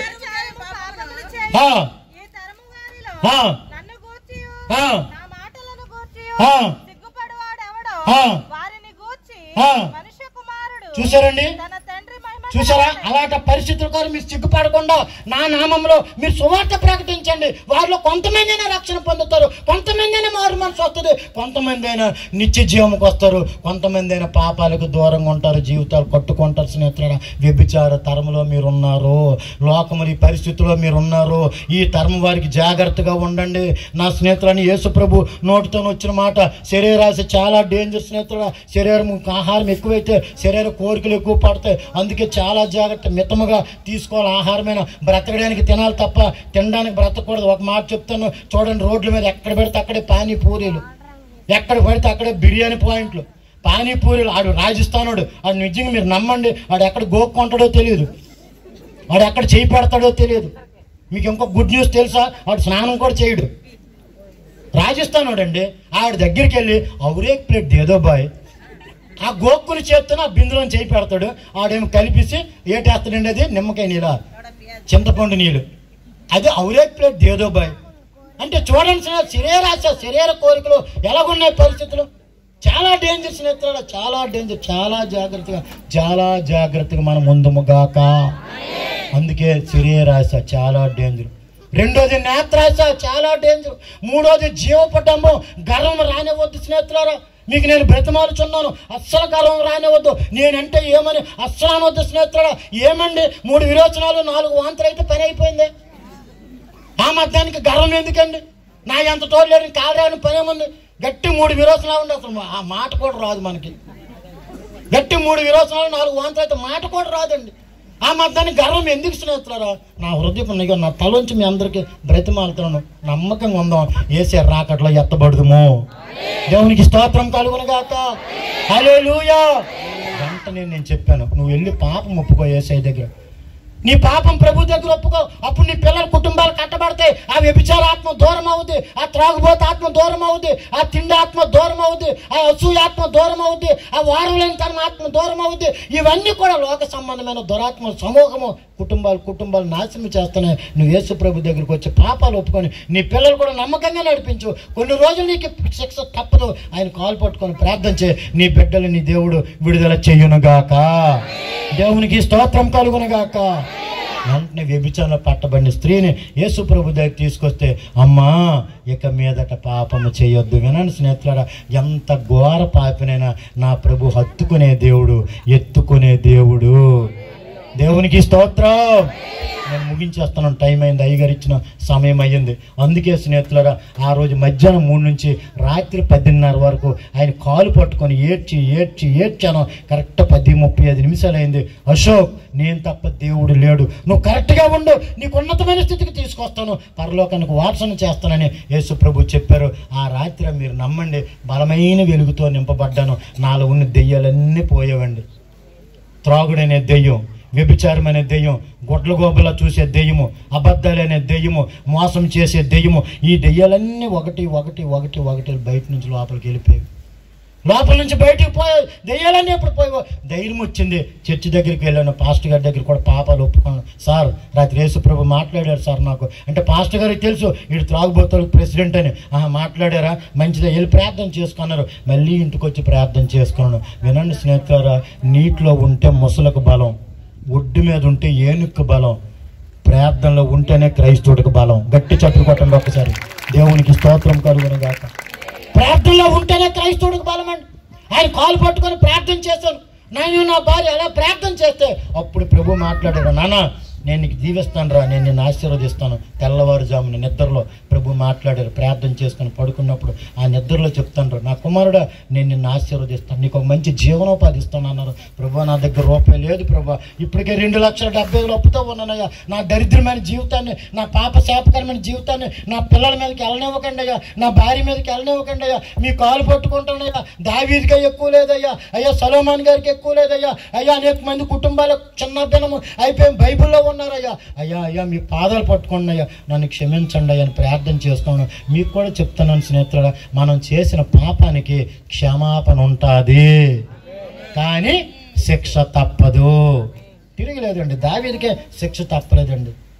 మనకి శిక్ష తప్పదు, కానీ క్షమాపణ ఉంటుంది. రానివ్వండి, శిక్ష వస్తే రాని, మనం భరించలేనంత పెడతారు, అంతకంటే పెట్టరు కదా. మా మొదటి అధ్యాయం 6-7 వచనాల్లో యాకోబు రాసిన పత్రిక ప్రకారంగా ఎక్కువ రాదు, కానీ ఒకటే, నిజమే ప్రభా, నా బరువు నేనే మొయ్యాలి కాదు ప్రభా, నా శిక్ష నేను అనుభవించాలి ప్రభా, కానీ ఈ శిక్ష నుండి తప్పించండి, ఈ పాపం నుండి తప్పించండి అయ్యా. కొడితే మీరు కొట్టండి అయ్యా, కానీ అపవాదికి నన్ను అప్పచెప్పకండి అయ్యా. నేను మీ రక్తంలో కడగబడ్డానయ్యా, మీరు నా గురించి ప్రాణం పెట్టారయ్యా, మీరు నా గురించి రక్తం కార్చారయ్యా, మీరు నా గురించి మరణాన్ని జయించారయ్యా, మీరు నా గురించి రెండోసారి రాబోతున్నారు నన్ను పరలోకానికి తీసుకువెళ్ళడానికి. దేవునికి స్తోత్రం. అది ఆ ప్రభు మాట్లాడారు. వెంటనే మీలాటలతో దేవుడు ప్రేరేపించి 23,000 నాకు ఇచ్చారు. నీలాట త్రాగుబోతూ మారితే అదే చాలరా బాబు, ఆ యేసు ప్రభు నిజమైన దేవుడు కాబట్టి నీ బ్రతుకు మార్చారు. ఇదిగో 5,000, ఇదిగో 5,000, ఇదిగో 5,000 అని 23,000 కొంతమంది నా చేతిలో పెట్టారు. చిన్న టిఫిన్ సెంటర్ ఓపెన్ చేశాను. పాస్టర్ గారికి తెలిసి నేను KGH Visakhapatnam King George Hospital కేజీహెచ్లో కుక్గా పనిచేసేవాడిను. అక్కడ టిఫిన్ సెంటర్ పెట్టుకో, దేవుడిని నన్నుల్లోంచి పిలిచాడు కాబట్టి దేవుడు నేను రక్షిస్తాడు నాన్న, నేను వచ్చి ప్రార్థన చేస్తాను, ఆ టిఫిన్ సెంటర్ దేవుడు ఆశీర్వదిస్తారన్నారు. చిన్న టిఫిన్ సెంటర్ పెట్టి ఒక్క పూట వ్యాపారం చేసుకోను, ఉదయం నా పని చేసుకునేవాడిను, సాయంకాలం పాస్టర్ గారితో వెళ్ళేవాడు గృహ దర్శనాలకి. దేవుడి గురించి 2-3 సాక్ష్యాలు నా జీవితం సాక్ష్యం చెప్పడానికి అలా పాస్టర్ గారితోనే వెళ్ళాను. ఆది సంఘమైన యెరూషలేము సంఘంలో పేతురు యోహాను నమ్మకంగా ఉన్నారు. అంతియోక సంఘంలో పౌలు బర్నబా అంతియోక సంఘానికి నమ్మకంగా ఉన్నారు. మీరు కూడా మీ సంఘాలకు నమ్మకంగా ఉండండి. అందరూ ఆమె చెప్పండి ఒకసారి. కుప్పగెంతులు అయ్యొద్దండి స్నేహితులారా. దేవుడు మిమ్మల్ని ఎక్కడుంచారో అక్కడే నమ్మకంగా ఉండండి. నేను నమ్మకంగా ఉన్నాను. 28-20 సామెతల గ్రంథంలో నమ్మకంగా ఉన్న వారికి దీవెనలు మెండుగా ఉంటాయి స్నేహితులారా. ఒక్క పూట వ్యాపారంలో దేవుడు ఆశీర్వదించారు. నా 2 పిల్లలు ఇంగ్లీష్ మీడియం చదివించాను. విశాఖపట్నంలో సొంత ఇల్లు కట్టుకున్నాను. దేవుడు సొంత కారు ఇచ్చారు, సొంత ఇల్లు ఇచ్చారు, సొంత భార్య, సొంత పిల్లలు. ఆమె చెప్పండి ఒకసారి. సొంత భార్య, సొంత పిల్లలు, సొంత ఇల్లు, సొంత కారు. ఒకప్పుడు సైకిల్కి దిక్కులేదు నాకు. ఈరోజు నా ఆస్తి ఎంత తెలుసండి? 66 కోట్లు. ఆమె చెప్పండి. దేవునికి స్తోత్రం చెప్పండి ఒక్కసారి. హల్లెలూయా. కంటి చూపు లేదు, నోటి మాట లేదు ఎవరికి. పాత నిబంధన 39, కొత్త నిబంధన 27. ఈ బైబిలేనండి నేను కోటీస్తున్నాను. చేతులు ఎత్తండి ఒకసారి. దేవునికి స్తోత్రం చెప్పండి. 66 కోట్లు అంటే బైబిలే.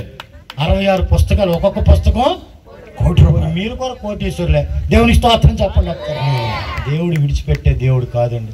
ఒక్క పూట వ్యాపారంలో నా అప్పులన్నీ తీర్చేశాను. విశాఖపట్నంలో సొంత ఇల్లు కట్టుకున్నాను.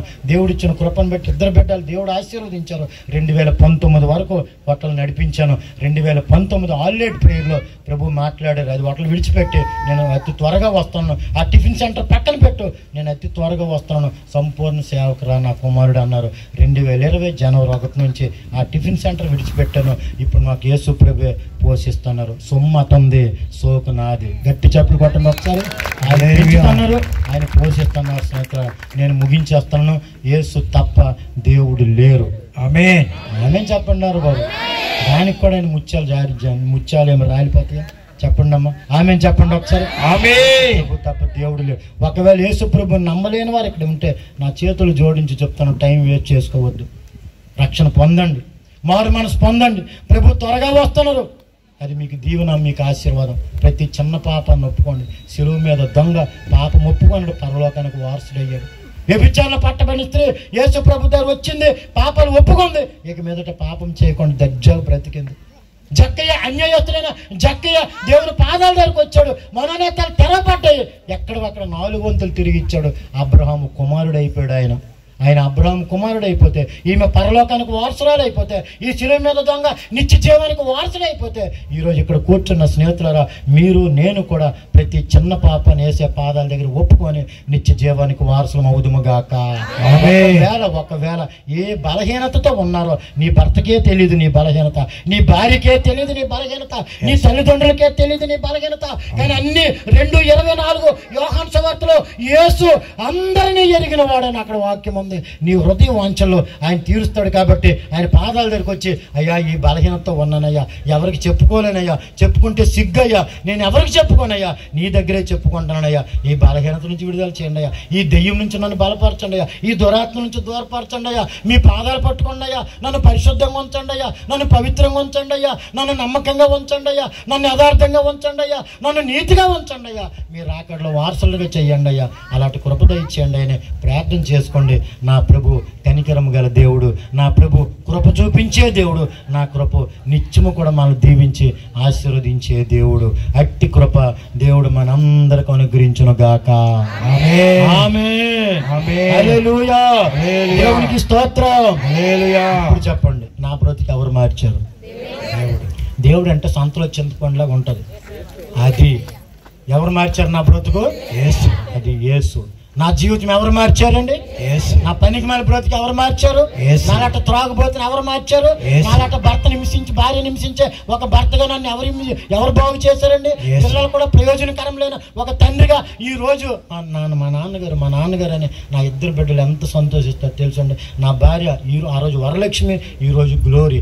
ఆ రోజు నేను అశోక్ను, ఈరోజు జోసఫ్ అశోక్గా దేవుడు మార్చారు. అబ్రహాము చేశాడు స్నేహితులారా. నా ప్రభు సీమోనుని పేతురుగా చేశాడు స్నేహితులారా. ఈరోజు నా జీవితాన్ని కూడా అశోక్గా తగలబెట్టి జోసఫ్గా ఫలించుడు కొమ్మగా నన్ను ఈరోజు ఆశీర్వదించారు. ఈరోజు నేను ఎంతో దీవెనకరంగా ఉన్నాను.